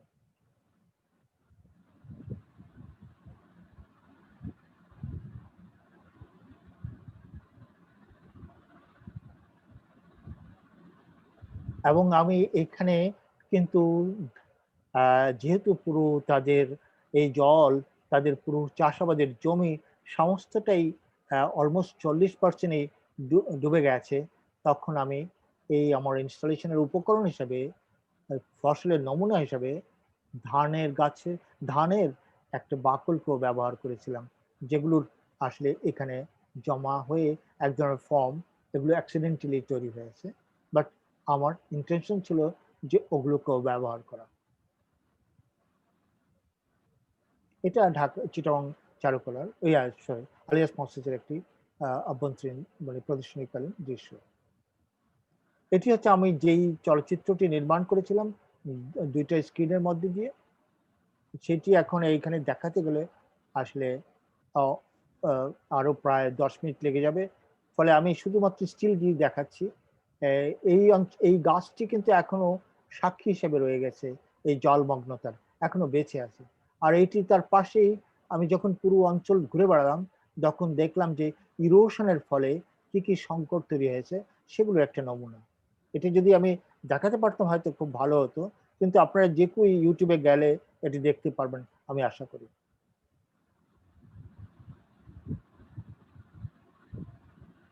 এটি আমার সেই দুটি চলচ্চিত্রেরই ইমেজ থেকে নেওয়া। এটি হচ্ছে শেষ দৃশ্য। এখন আপনারা যদি প্রশ্ন করেন তাহলে আমার পক্ষে আলোচনা করতে সুবিধা, তাহলে নানা দিক থেকে। এটা কি আপনার পুরো স্লাইডে প্রেজেন্টেশনের শেষ দৃশ্য এটা? না, হ্যাঁ, তাহলে আপনি আলোচনাটা হবে একদম করে আর কি, আপনি স্ক্রিন শেয়ার স্টপ শেয়ার করার পরে আমরা আলোচনা করব আর কি। হ্যাঁ, তাহলে স্টপ শেয়ার করে দিলে আমি তখন আলোচনায় ডাকবো।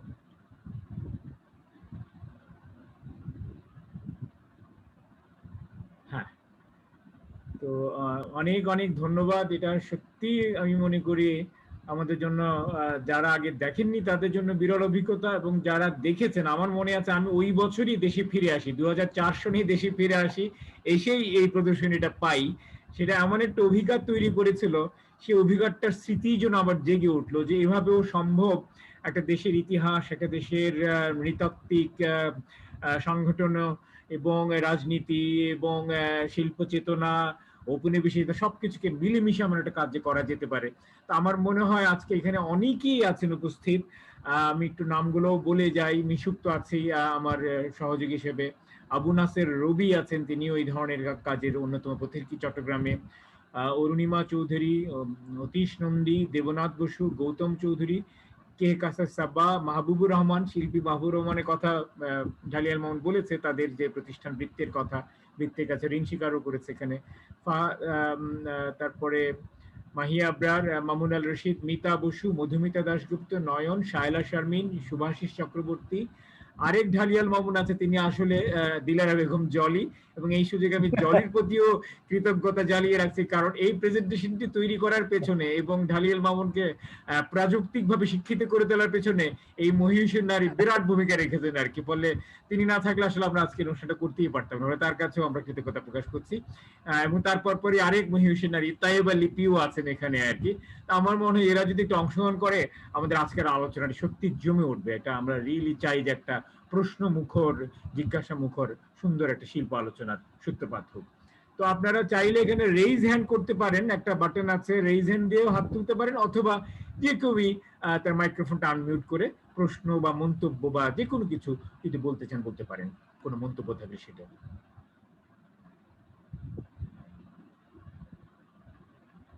Hello, any volunteer? বিড়ালের গলায় ঘন্টা বাঁধার মতো দুঃসাহসী কাউকে কি পাওয়া যাচ্ছে এখানে?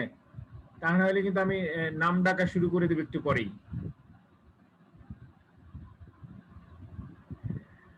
এই আচ্ছা, আলম বেশি বড় হয়নি তো, লম্বা হয়নি, আমি তো ইচ্ছে করেই না না না, ছোট এটা করে। ছোট হয়েছে আমার মনে হয়, আরেকটু হতে পারতো আসলে। বিশেষ করে তাই ওয়াটার ইনোসেন্টের ভেতরের জিনিসগুলো, বিশেষ করে আমি যেমন আমি জানতে সেটা চাইবো যে যে এই যে এত এইটা আমার একটা কাজ তো প্রথম, তাই না? এইরকম জিনিস, তার ডাইনামিজম, কাইনেটিসিজম, মেকানিক্যাল, আমি নিজে মেকানিক্যাল ইঞ্জিনিয়ার, সেগুলো এবং একটা ইনডোরের ভিতর এতগুলো পানি আনা, ওয়াটার ম্যানেজমেন্ট, এই বিশাল কর্মযজ্ঞটার আহ, কিভাবে ভাবনাতেই আসলো, এটা যে সম্ভব হতে পারে সেই চিন্তাটাই কিভাবে আসলো, বা এবং সেটা বাস্তবায়ন কিভাবে করতে পারলেন, এটা দিয়ে যদি সংক্ষেপে শুরু করেন, এর মধ্যে আশা করি আরো কেউ কেউ হয়তো বা কিছু প্রশ্ন নিয়ে তৈরি হতে পারেন। প্রথমে আমি তো চেয়েছিলাম আসলে এটাকে একটা মানে হাইড্রোইলেকট্রিক প্রসেসেই জিনিসটা কি করে করা যায়, আসলে জলের মুভমেন্ট দিয়ে কি করা যায়। আমি এরকম একজনকে খুঁজেও পেয়েছিলাম, প্রায় তার সাথে আমি 6-7 মাস কাজ করি। কাজ করার পর সেই প্রজেক্টটা ফেল করে আসে। পরে আমি আবার যন্ত্রের সাহায্য নিতে বাধ্য হই। বিশেষ করে আমার যেসব অনুষঙ্গগুলোকে আমি কাইনেটিক করার চেষ্টা করেছিলাম, যেগুলোর মধ্যে দিয়ে জল নিমগ্ন হওয়ার চেষ্টা করেছিলাম, সেগুলোকে আমি নানাভাবে চেষ্টা করি। আহ, তারপরে আমার একজন তো আমার চলচ্চিত্র যারা আহ, বলা যায় চট্টগ্রাম বিশ্ববিদ্যালয় চলচ্চিত্র সংসদ, তারাও আমাকে নানাভাবে সাহায্য করেছে। সেখানে আরিফ নামে একটি ছাত্র ছিল, সে প্রকৌশল বিশ্ববিদ্যালয় থেকে প্রকৌশলীতে পাশ করে, সেও আমাকে নানাভাবে সাহায্য করেছে। এবং আমার সাথে সে সঙ্গী হিসাবে রাঙামাটি গিয়েছিল আমি যখন ডকুমেন্টারিটা করি সেই সময়।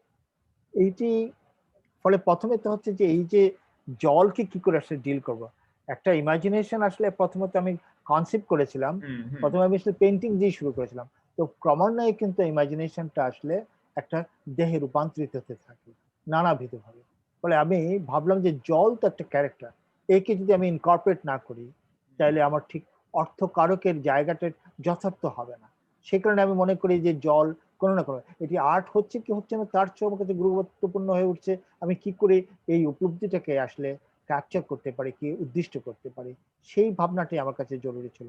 আরেকটা হচ্ছে এরই মধ্যে 2002 সালে আমার একটা অভিজ্ঞতা হয়েছিল। আমি ডকুমেন্টটা 11 বিশেষ করে জার্মানির one of the most important exhibition in the world কাসেলে ইনভাইটেড হয়ে যাই। সেখানে ওকাই যিনি ভদ্রলোক কিছুদিন আগে ক্যান্সারে মারা যান, I think was A fabulous curator. উনি প্রথম আসলে এই ইউরোসেন্ট্রিসিজম এর বাইরে একটা ডিকলোনাইজ একটা এক্সিবিশনের আয়োজন করেন পুরো গ্লোবাল নলেজকে একটা জায়গায় এখন। সেই অভিজ্ঞতাটা আমাকে প্রচন্ডভাবে আমি করি একটা ভূমিকা রাখে। এগুলো কিন্তু আমার পিছনে কাজ করেছে আমি মনে করি। পরবর্তীতে আমি আমি আসলে অনেক কিছু করার থাকলেও যেমন বাস্তবতার খুঁটির সাথে ভাবনাকে বাঁধতে হয়, ফলে আমি ট্রায়াল অ্যান্ড এররের মধ্যে দিয়ে ক্রমাগত কিন্তু যে চলেছি। এবং আমার শিক্ষার্থী বন্ধুরাও আমাকে নানাভাবে সাহায্য করেছে। এটি অনেকের নামই হয়তো এই মুহূর্তে আমি বলতে পারবো না, কিন্তু বহুজন আমাকে বহু রকম ভাবে সাহায্য করেছে। আচ্ছা, আমি ধন্যবাদ যখন মামুন ভাই। একটি হাত উঠেছে, আমরা মনে হয় তাকে সুযোগ দেই। বরাবরই নির্ভীক আমাদের একজন নারী আছেন, কে কাসা সাবা।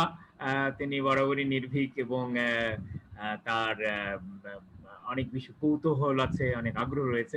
আমরা সাবার কাছ থেকে শুনি, তিনি হাত তুলেছেন। সাবা। ধন্যবাদ ভাইয়া। আমি স্যারকে ধন্যবাদ দিব। এই প্রজেক্টটা আমার দেখার খুব ইচ্ছা ছিল। আমি প্রতিবারই খালি ছবিই দেখি। তো স্যারের মুখে পুরা বর্ণনা আজকে যেভাবে শুনলাম পুরো প্রজেক্টটার, অ্যামেজিং ওয়ার্ক।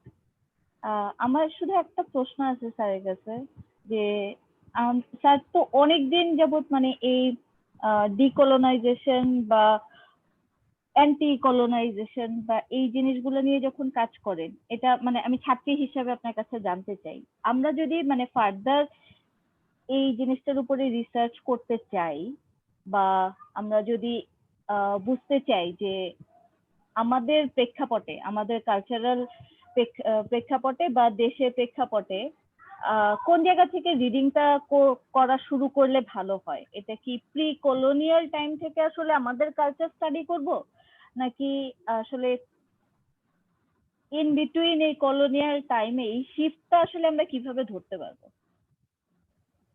আমার মনে হয় এইটা এরকম করে একেবারে প্রেসক্রাইব করা খুব কঠিন। আমি আমার নিজের একটা জার্নির কথা বলি। আমি যখন ছাত্র ছিলাম, ইনফ্যাক্ট আমি তখনই এক ধরনের জায়গা থেকে বুঝবার চেষ্টা করেছিলাম দ্রাবিড় এবং আর্যদের সংঘাতের কথা।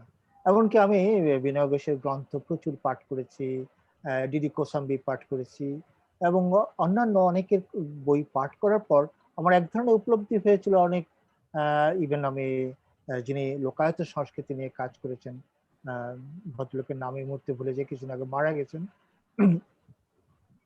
ফলে যেটি আমার কাছে মনে হয় এই কনফ্লিক্টটা তো অনেক আগে থেকেই ছিল, যদি এখন আর সেটা ইন করে না। ইভেন এখন এই যে ইন্ডিয়ান কনসেপ্ট অফ ইন্ডিয়া, সেটি নিয়েও কিন্তু নানা ধরনের বিতর্ক রয়েছে।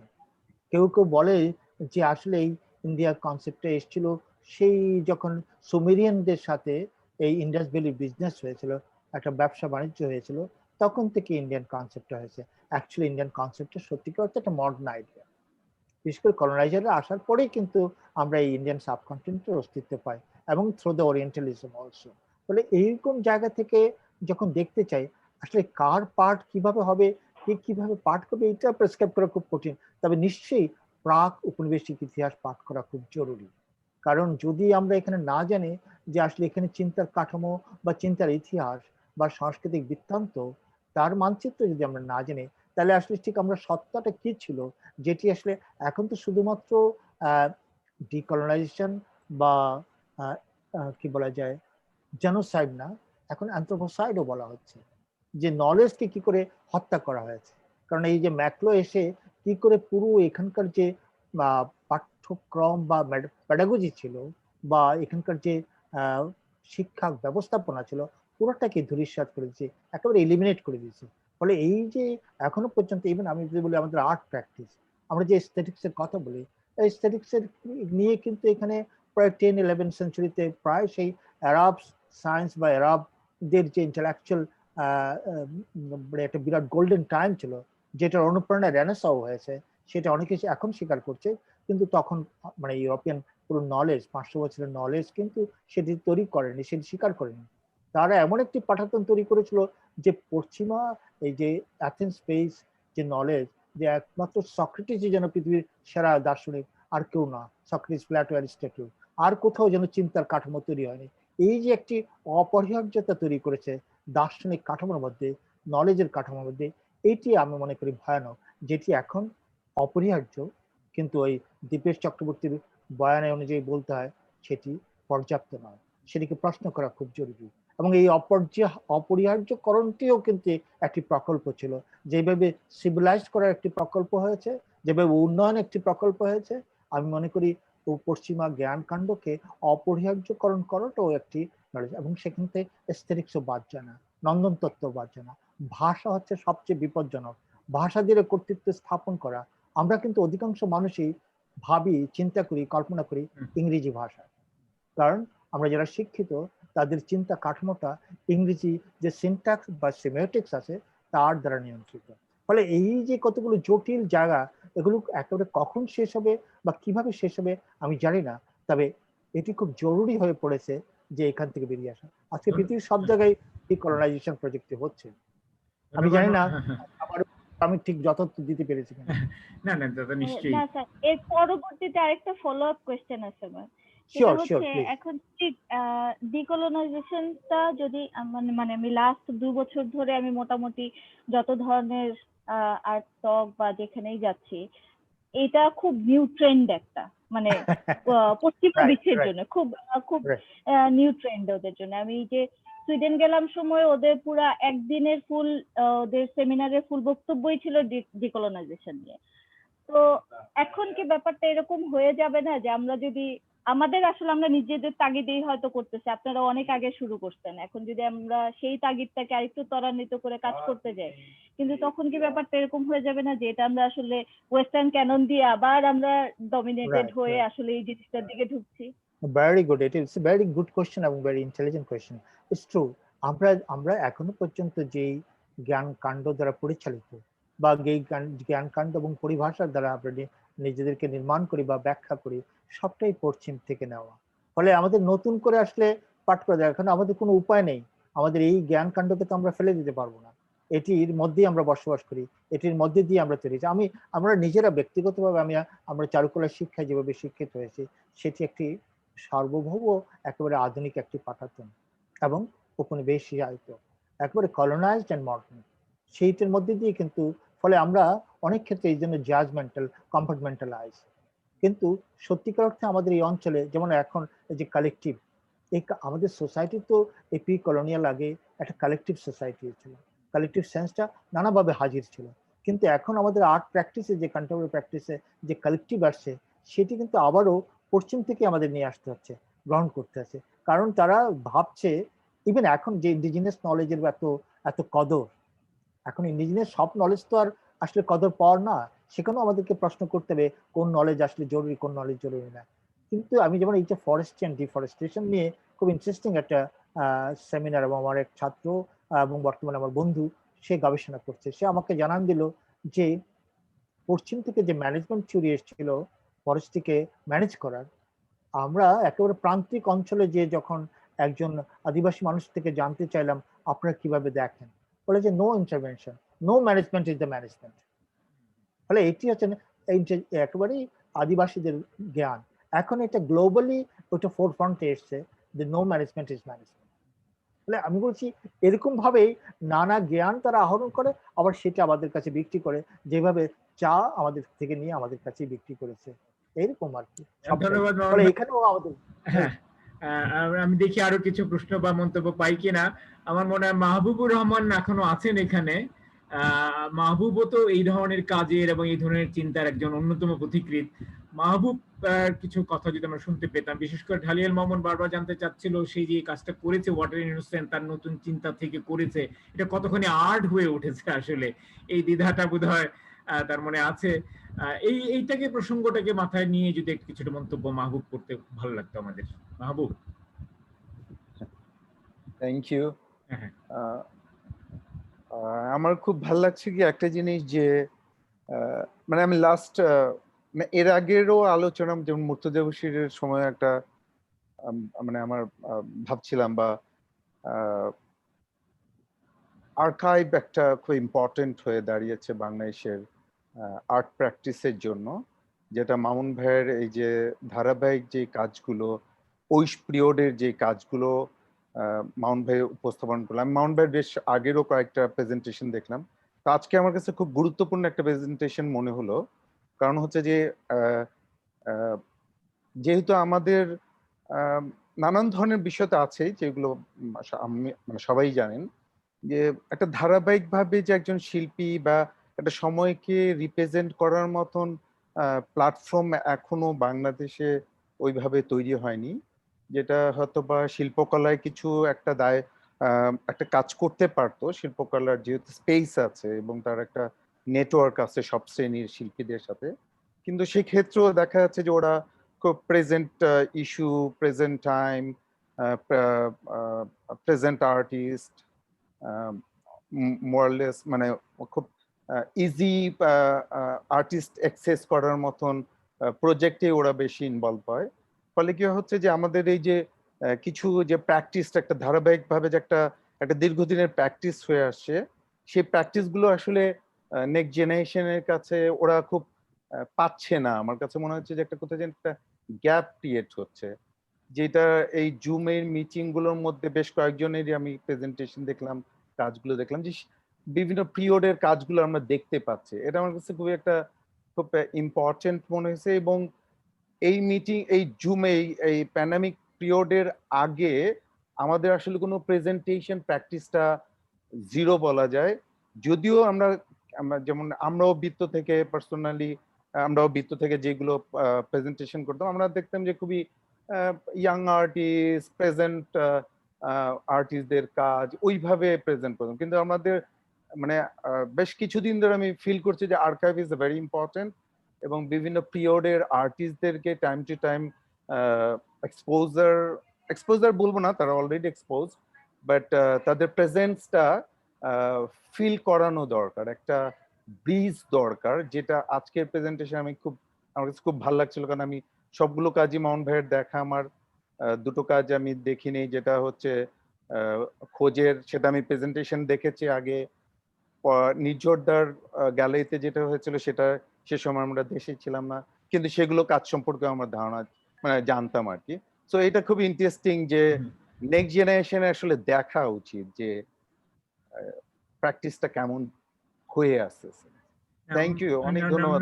মাহবুব একজন প্র্যাকটিশনার, হ্যাঁ একজন প্র্যাকটিশনার হিসেবে এই ওয়াটার ইজ ইনোসেন্ট এই প্রেজেন্টেশনটা বা এই স্থাপনাটার মধ্যে যে প্রশ্নটা বা যে জিজ্ঞাসাটা কৌতূহলটা ছিল মামুনের বা আমাদেরও আছে, যে art, technology, history, political activism, এই জিনিসগুলো কিভাবে কতটা মসৃণ ভাবে ব্লেন্ড হয়েছে, তার উদ্দিষ্ট যেটা ছিল সেটা কতখানি এখানে আমরা আয়ত্ত করতে পেরেছি বলে তোমার মনে হচ্ছে একজন প্র্যাকটিসিং আর্টিস্ট হিসেবে, এই ঘরানার একজন শিল্পী হিসেবে?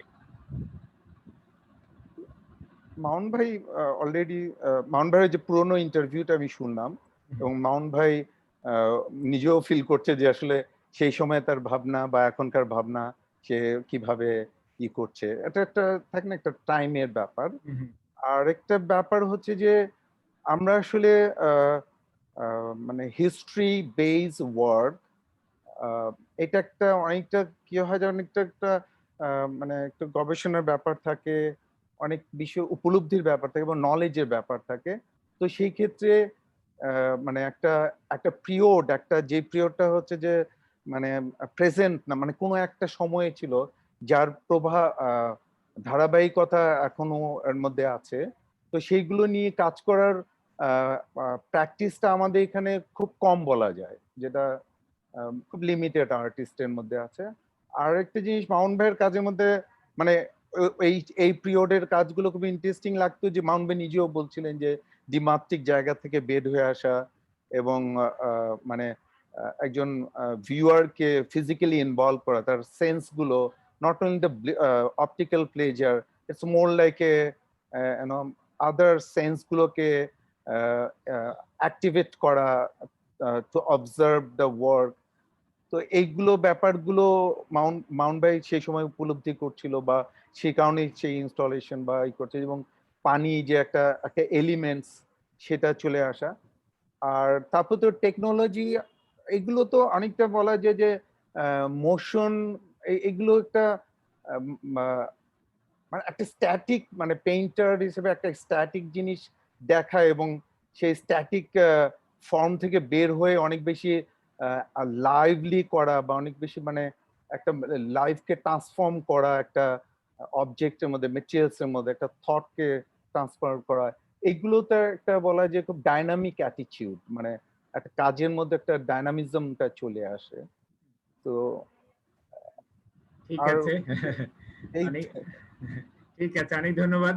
আমার মনে এখানে আরো কেউ কেউ কিছু বলার জন্য হ্যাঁ আগ্রহী হতে পারে, তারা প্লিজ একটু হাত তুলে বা নিজে থেকে বলা শুরু করতে পারেন। এখানে আমাদের সময় কিন্তু আস্তে আস্তে কমে আসছে, কিছু মন্তব্য এসছে, সেগুলো আমি শেষের দিকে একটু পড়ে শোনাবো আর কি। আর কেউ কিছু আগ্রহী সে কিছু বলতে? রবি, চন্দন একটা বড় মন্তব্য পাঠিয়েছে, সেটা আমি পাঠ করবো, বাট যদি বলতে চাও বলতেও পারো এখানে।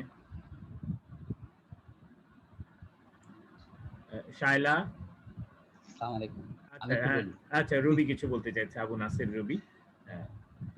আলম ভাইকে শুভেচ্ছা, প্রথমত ধন্যবাদ শুভেচ্ছা, কারণ আলম ভাইয়ের সুবাদে এই প্রেজেন্টেশনটা দেখতে পেলাম অনেকদিন। আর আদতে স্যারের সাথে তো অ্যাক্সিডেন্টের পরে অনেকদিন আর দেখা হয় না, যোগাযোগ হয় না, আমি নিজেও ডিসপ্লেস। স্যারের এই কাজগুলো শুরু থেকে মানে উনি 2-3টা কাজ দেখাইছে, কিন্তু আদতে এরপর অনেক কাজ স্যারের দেখার ইচ্ছে ছিল। ভাবছিলাম যে অনেকগুলো কাজের পরের কাজগুলো দেখা হবে, কিন্তু ওগুলো হয় নাই। জাস্ট এই প্রথম দিকের কয়েকটা কাজ দেখার সুযোগ হলো। তবে আমার কাছে মনে হচ্ছে প্রথম যে কাজটা একদম এই যে সঞ্জয়কে নিয়ে যে কাজটা, ওই কাজটা অনেক বেশি ইম্পর্টেন্ট একটা কাজ, কারণ চিটাগং এর টোটাল আর্ট সিনে ওই কাজটার ভিতর দিয়ে কিন্তু একটা বড় পরিবর্তনের সূচনা হয়। তো এবং স্যারের যে জার্নিটা, মানে নতুন একটা মাত্রায় চলে যাওয়া, ওই জার্নির সূত্র ধরে কিন্তু চট্টগ্রামে যারা প্র্যাকটিস করে তাদেরও কিন্তু একটা বড় পরিবর্তনের সূচনা। তো এটা একটা মাইল ফলকের মতো। আর বড় প্রজেক্টটা আমার নিজে দেখার অভিজ্ঞতা আছে। এটা একদম মানে ওই আলিয়াস ফ্রান্সিসের টোটাল প্রেজেন্টেশনটা অনেক খুঁটায় মানে একদম ডিটেইল দেখার সুযোগ ওই সময় হয়েছিল ছাত্র অবস্থায়।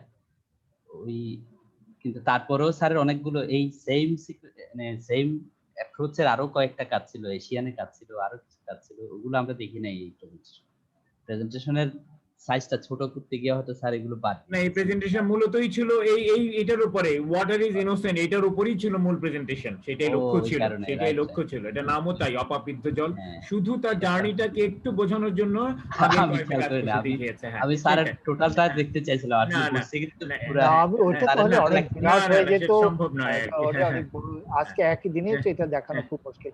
তো সেটাই। 4 হ্যাঁ। দশকের কাজকে এই 1 ঘন্টায় দেখানো খুব না, না না, স্যার, হ্যাঁ, হ্যাঁ, ওইটা না, সেটাই। তারপরে অনেক হ্যাঁ, একটা ধন্যবাদ। জার্নি, হ্যাঁ, জার্নিটা ঠিক, দেখার থ্যাংক একটা ইউ, ইচ্ছে ছিল। ঠিক থ্যাংক ইউ, আছে। প্লিজ, যাক, এটা একটা থ্যাংক ইউ। হুম, হুম, হুম। আর ভালো কিছু লাগতো স্যার, অনেক অনেক ধন্যবাদ।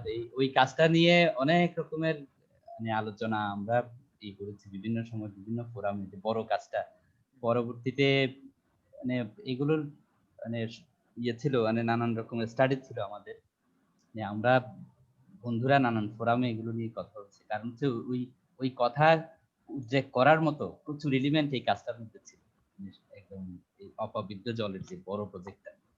তো স্যারকে একটা মানে ছোট একটা কোয়েশ্চেন করি, এটা হচ্ছে ওই প্লিজ। সময় যখন আপনারা এইরকম বড় প্রজেক্ট করলেন, বা যেই একটা মানে মাল্টিডিসিপ্লিনারি অ্যাক্টিভিটিস বা একটা প্রেজেন্টেশনে যাওয়ার যে আয়োজনটা স্যার ওই সময় করলেন, ওই পরিপ্রেক্ষিতে যে যে চেঞ্জটা হলো, মানে টোটাল আর্ট সিনে যে চেঞ্জটা হলো, এগুলো তো এক এক ধরনের মানে কতগুলো পরিবর্তন উদ্রেককারী প্রজেক্ট আসলে।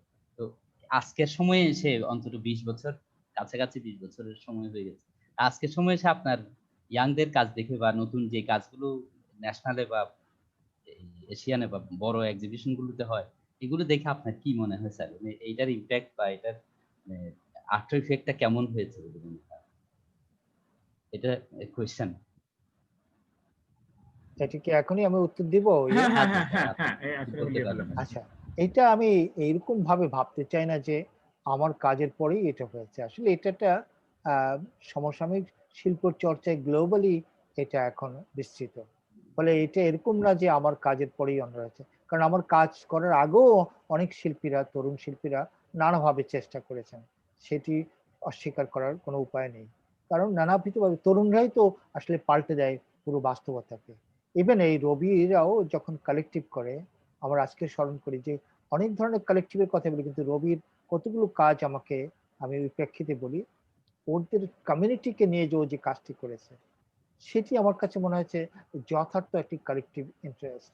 অর্থাৎ ওই জনপদের সাথে সম্পৃক্ত হয়ে তাদেরকে ইনকর্পোরেট করে, তাদেরকে এঙ্গেজ করে, বা কিংবা তাদের সাথে এঙ্গেজ হয়ে কাজ করা, সেইটা আমার কাছে মনে হয় যে এই যে পুরো আজকের যে আহ, আজকে যে যে পোস্ট হিউম্যান নলেজ যেটির কথা বলা হচ্ছে বিস্তৃতভাবে সমস্ত জায়গায়, সেখানে এস্থেটিক্স একটা বড় উপকরণ।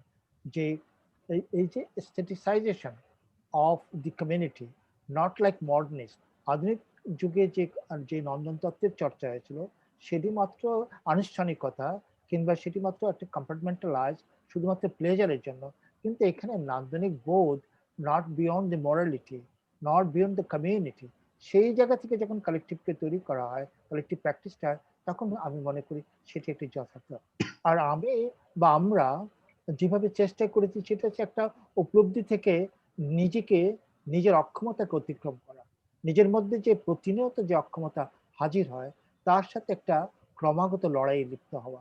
সেই উপলক্ষেই আরেকটা হচ্ছে ভাষাকে নতুন করে নির্মাণ করা। কারণ ভাষাকে যদি উদ্দিষ্ট করা না হয়, ভাষাই হচ্ছে সবচেয়ে কঠিন জায়গা। সেই ভাষার মধ্যে দিয়েই কিন্তু আমি একই সাথে গড্ডালিকায় প্রবেশিত হতে পারি, আবার একই সাথে নিয়ন্ত্রিত হতে পারি, আবার একই সাথে ভাষা দিয়েই কিন্তু আমি আমার সীমানাকে অতিক্রম করতে পারি, সেরকম একটি প্রশ্ন। তরুণরা তো নানাভাবে আসে, তবে আমার একটি কথা, আমি সাম্প্রতিক তরুণদের এটি ঠিক আমার আগেও আমাদের অগ্রজরা যেভাবে বলেছে অনেকটা সেরকম হয়ে যাবে, সেই জন্যই বলতে চাই না, কারণ আমি তরুণদের থেকে অনেক কিছু শিখি, কিন্তু একই সাথে তরুণদের প্রতি আমার একটা আগ্রহের জায়গা হচ্ছে তারা যে কাজটি করে সেটি যেন প্রাসঙ্গিক হয়, সেটি যেন অনুকরণ না হয়, এইটি বলবো। আর আমি বলছি না যে অনুপ্রেরণা খুব দোষের, আমার choice, my choice is extension of my discourse, extension of my feelings and understanding. ফলে কাউকে নির্বাচন করার আমার কিন্তু দোষের না, কিন্তু তাকে জড়িয়ে ধরাটা একটা দোষের। অনেক ধন্যবাদ। এটুকু বলতে পারি। Thank you. আচ্ছা, এখানে আর কেউ কি আগ্রহী কোনো মন্তব্য প্রশ্নে? নতুন যুক্ত হয়েছেন রাজীব দত্ত, আমি দেখতে পাচ্ছি। না হলে আমি একটা মন্তব্য পড়ে শোনাতে পারি চন্দন শফিকুল কবিরের। আর যদি কেউ বলতে চান তারা এখনই আমি মনে করি নিজেকে আনমিউট করে বলা শুরু করতে পারেন। আচ্ছা, শায়লা শারমিন কিছু বলতে চাও? শায়লা, সাথী? জি, হ্যাঁ আলম ভাই, হ্যাঁ, প্লিজ বলো তোমার মন্তব্য। স্যারের সাথে কথা বলার সময় আমি এখনো সেই স্টুডেন্ট লাইফের মতো নার্ভাস থাকি, আর স্যারের কাছে এত প্রতিনিয়ত শিখি যে আপনাকে অনেক ধন্যবাদ যে এই কাজটি নিয়ে স্যারকে বলতে বলেছেন। এই কাজটা আসলে আমাদের জন্য খুবই একটা টার্নিং পয়েন্ট ছিল, আমাদের ভাবনাটাকে পুরোপুরি বদলে দেওয়ার ক্ষেত্রে এই অপবিদ্ধ জল একটা বিশাল ভূমিকা রেখেছিল। আমি তখন মাত্র বোধহয় পাস টাস করেছি বা এরকম হবে, আর হচ্ছে বা জয়েন করেছি ইউনিভার্সিটিতে, একদম তরুণ শিক্ষক হতে পারি, আমার ঠিক মনে নেই। আর হচ্ছে ছাত্রছাত্রীরা, আমাদের ইনস্টিটিউটের তুমি যখন ছাত্রছাত্রীরা, জয়েন করেছো, অলরেডি জয়েন করেছো? হ্যাঁ স্যার জয়েন করেছি স্যার 2003 না স্যার, হ্যাঁ তাহলে জয়েন করেছি। এটা তো 2004 এ হয়েছে।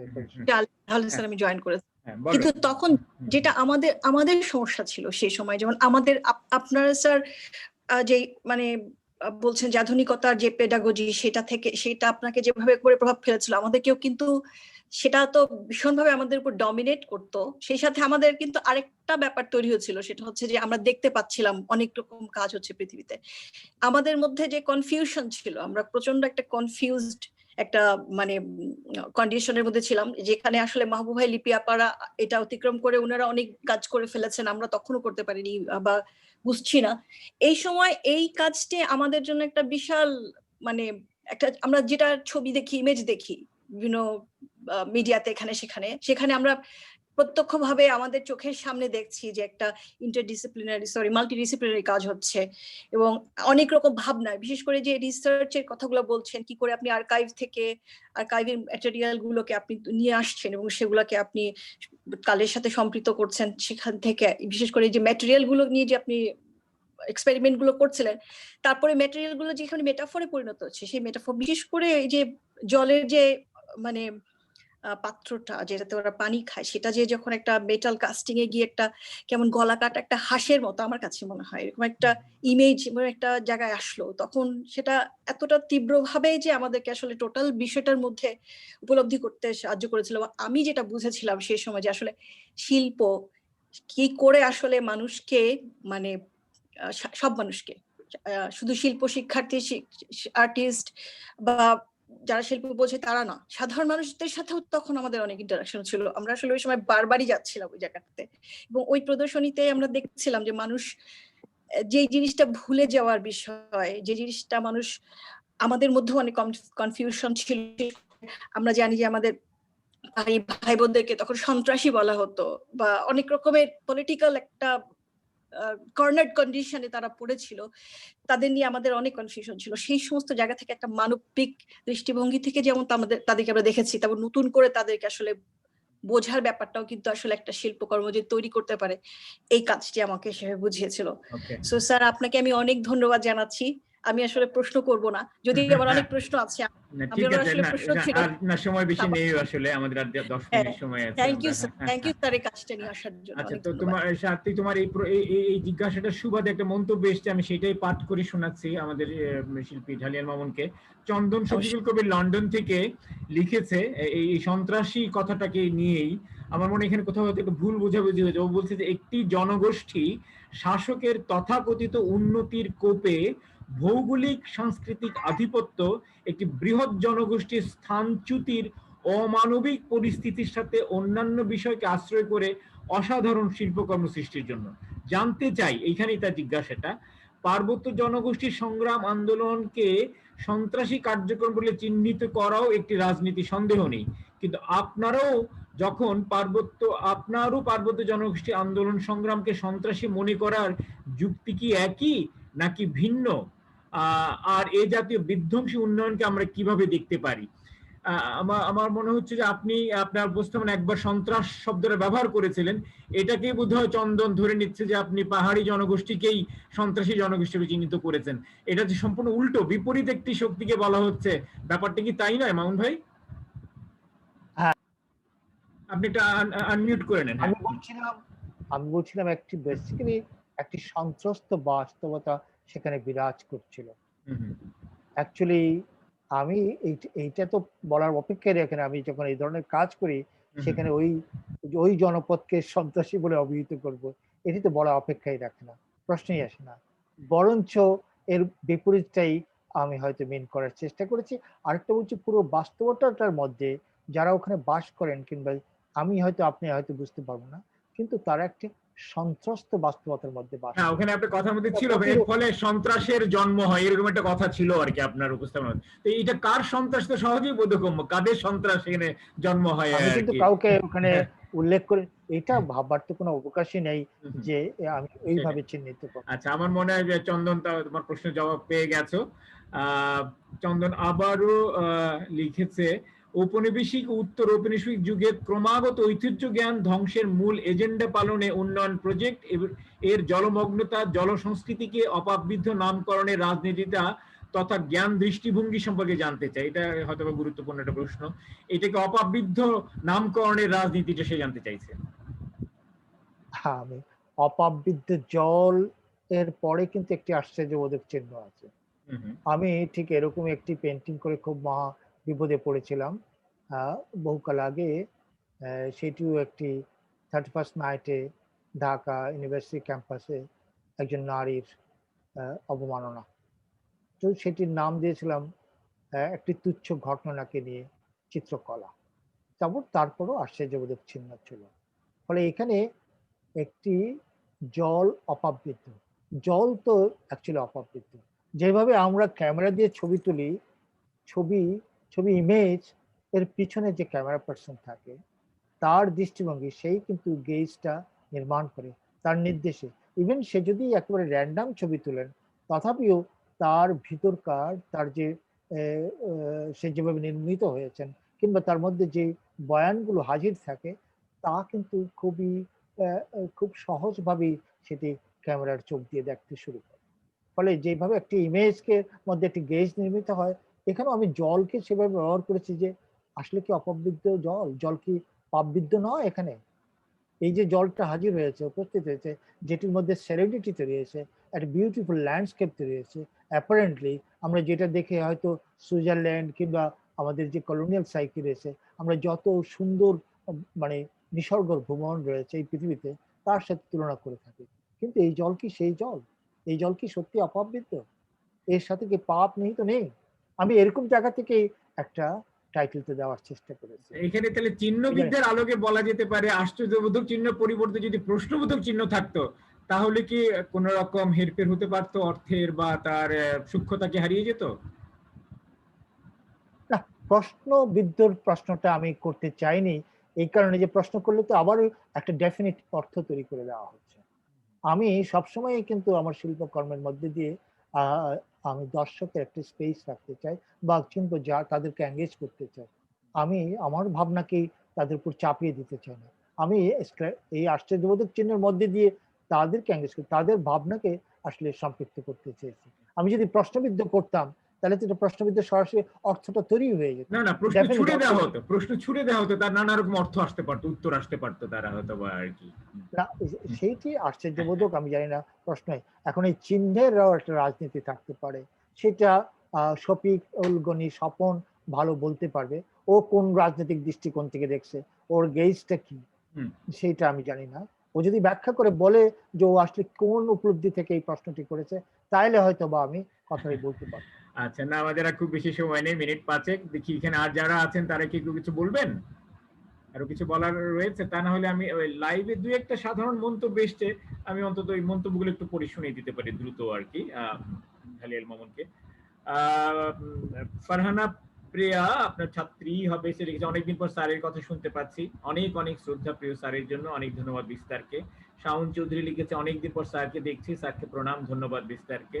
তসলিমা আক্তার বাঁধন শিল্পী এবং শিক্ষক, বরাবরই অভিনব। মাইনুল হাসান চৌধুরী আমাদের এই বন্ধুস্থানীয় ইংরেজি বিভাগের চেয়ারম্যান, আমার খুব প্রিয় একজন শিল্পী ঢালিয়াল মামুন। শুক্লা ইফতেখার বলছেন, প্রিয় ঢালিয়াল মামুনকে আন্তরিক অভিনন্দন। আবু নাসের রবি এবং সুস্মিতা বড়ুয়া ভালোবাসার চিহ্ন দিয়ে আপনাকে অভিনন্দিত করছেন। আর এখানে আরেকজন আছেন মামুন আল রশিদ লিখেছেন, শিল্পীর অবাধ স্বাধীনতা সম্পর্কে আমার মনে হয় কারো কোনো মত নাই, কিন্তু অবাধ স্বাধীনতা কেবলমাত্র অত্যন্ত দায়িত্ব সম্পন্ন, জাতীয় মূল্যবোধ ও মানবিক চেতনা সম্পন্ন কুশলী শিল্পী হিসাবে স্যার অনন্য। এই এগুলো সম্পর্কে সবকিছু নিয়ে আপনি একটা কিছু মন্তব্য করে আমরা ধীরে ধীরে এটা আসলটাকে গুটিয়ে ফেলি, উপসংহারের দিকে আপনি চলে যেতে পারেন। যদি এখানে আর কারো কিছু বলার না থাকে, এখনো শেষবারের মতো আমি আরেকটা লাস্ট কল দিচ্ছি, যদি কারো কিছু বলার থাকে। রাজীব দত্ত, ফাহাদ হাসান কাজমি, গৌতম চৌধুরী, শুভাশিস চক্রবর্তী, আপনাকে কিছু বলার থাকে বলতে পারেন। তাহলে মামুন ভাই, আপনি মন্তব্যগুলো শুনলেন, এখানকার সামগ্রিক কিছু প্রশ্ন উঠেছে, সব মিলিয়ে আপনার একটা উপসংহার মন্তব্য দিয়ে আজকে অনুষ্ঠান আমি বিদায় যাব। আমি কি শুরু করবো? আমার মনে হয় কেউ কিছু মানে হাত তো তুলছে না বা মাইক্রোফোন আমি দেখছি না আনমিউট হচ্ছে আর কি। আমার মনে হয় কারো কিছু আর বলার নেই এই মুহূর্তে। আপনি বলেন, তাই শেষ করে দেন। প্রথমে আমি আজকে আসলে এই মানে হাসনাত ভাইয়ের শোকে আন্তরিকভাবে আসলে আক্রান্ত হওয়ার পরিপ্রেক্ষিতে বিস্তারকে এবং আলম খোরশেদকে ধন্যবাদ দিতে ভুলেই গিয়েছিলাম। এইখানে এই শেষ পর্যায়ে এসে আমি এই সুযোগ গ্রহণ করার জন্য তাকে আন্তরিকভাবে বা সুযোগ দেওয়ার জন্য আমি তার প্রতি আন্তরিকভাবে কৃতজ্ঞতা এবং ধন্যবাদ জানাচ্ছি। আর যারা এখানে অংশগ্রহণ করেছেন, যারা দর্শক হিসেবে হাজির হয়েছেন, তাদের প্রতিও আমার আন্তরিক কৃতজ্ঞতা জ্ঞাপন করছি, সকলের প্রতি। প্লাস নিশ্চয়ই হয়তো আমি জানি হয়তো অনেকের প্রত্যাশা ছিল আমি অনেক বড় একটি প্রেজেন্টেশন তৈরি করব, কারণ আমার অভিজ্ঞতায় আমি এর আগে করেছি যে অনেকে খুব বিরক্ত বোধ করেন, আর এরকম ওয়েবিনারের এই ছোট্ট স্ক্রিনে সব কাজ দেখাবা একটি সংকট হয়ে পড়ে। সেই জন্য আমি কিন্তু অনেক কিছু দেখাতে পারিনি, কারণ এই ধরনের ইনস্টলেশন বেসিক্যালি একটা এক্সপেরিয়েন্সিয়াল, এখানে অভিজ্ঞতাটা খুবই খুবই জরুরি, আপনাকে ফিজিক্যালি প্রেজেন্স থাকাটা খুব জরুরি। যেভাবে একটি নাটক দেখতে যাওয়া কিংবা একটি পারফরমেন্স দেখতে যাওয়া, আমার এই ইনস্টলেশন আর্টও কিন্তু সেরকম। ফলে সেই জায়গা থেকে আমি চিন্তা করে ইভেন কি অনেক ভিডিও আমি দেখাইনি, আমার অনেক এই চট্টগ্রামের ডকুমেন্টারি ছিল কিন্তু আমি সেটি দেখাইনি, এবং আমি ওয়াটার জেনারেশনের যে ডকুমেন্টারি ফিল্মটি ছিল সেটিও দেখাইনি, কারণ এটি দেখাতে গেলে যে সংকটটি দাঁড়াবে সেটি অনেক সময় কনজিউমিং, সময় ক্ষেপণ হবে, এবং একই সাথে আপনার আমার মনে হয় একজন মানুষের নিউরো সায়েন্স অনুযায়ী ধৈর্যচ্যুতিও ঘটতে পারে। এইসব নানাবিধ চিন্তা করেই আমি একসাথে অনেক সেগমেন্টকে হাজির করতে চাইনি। তারপরেও নিশ্চয়ই যদি কখনো সুযোগ থাকে আবারও হাজির হব। আমি আপনাদের কাছে আবারও কৃতজ্ঞতা এবং শুভেচ্ছা জ্ঞাপন করে এবং আলমকে বিশেষ বিশেষ ধন্যবাদ জ্ঞাপন করে আজকে এখানেই শেষ করছি। অনেক ধন্যবাদ মামুন ভাই, আপনাদের প্রত্যেককেই আমি আমার পক্ষ থেকে শুভেচ্ছা, ধন্যবাদ, কৃতজ্ঞতা। তবে যাওয়ার আগে আরেকটি তথ্য বা একটি ঘোষণা দিয়ে যায় যে আমাদের পরবর্তী অনুষ্ঠান এই যে কেবলই দৃশ্যের জন্মের ৮ম পর্ব অনুষ্ঠিত হবে 15ই নভেম্বর, একটি রবিবার বাদ দিয়ে পরের রবিবার 15ই নভেম্বর, এবং সেদিন আসছেন আমাদের কাছে এই সময়কার সমকালীন দৃশ্যশিল্পীর আরেকজন অত্যন্ত বলিষ্ঠ এবং খুব ব্যতিক্রমী এবং খুব দায়বদ্ধ একজন ব্যক্তি, কণ্ঠস্বর সুমন আহমেদ। তিনি বর্তমানে নিউ ইয়র্ক প্রবাসী, নিউ ইয়র্ক থেকে তিনি যুক্ত হবেন 15 তারিখে তার একটি উপস্থাপনা নিয়ে। আশা করি আপনারা যারা এখানে আছেন তারা সবাই যুক্ত হবেন এবং অন্যরাও তাতে যুক্ত হবেন।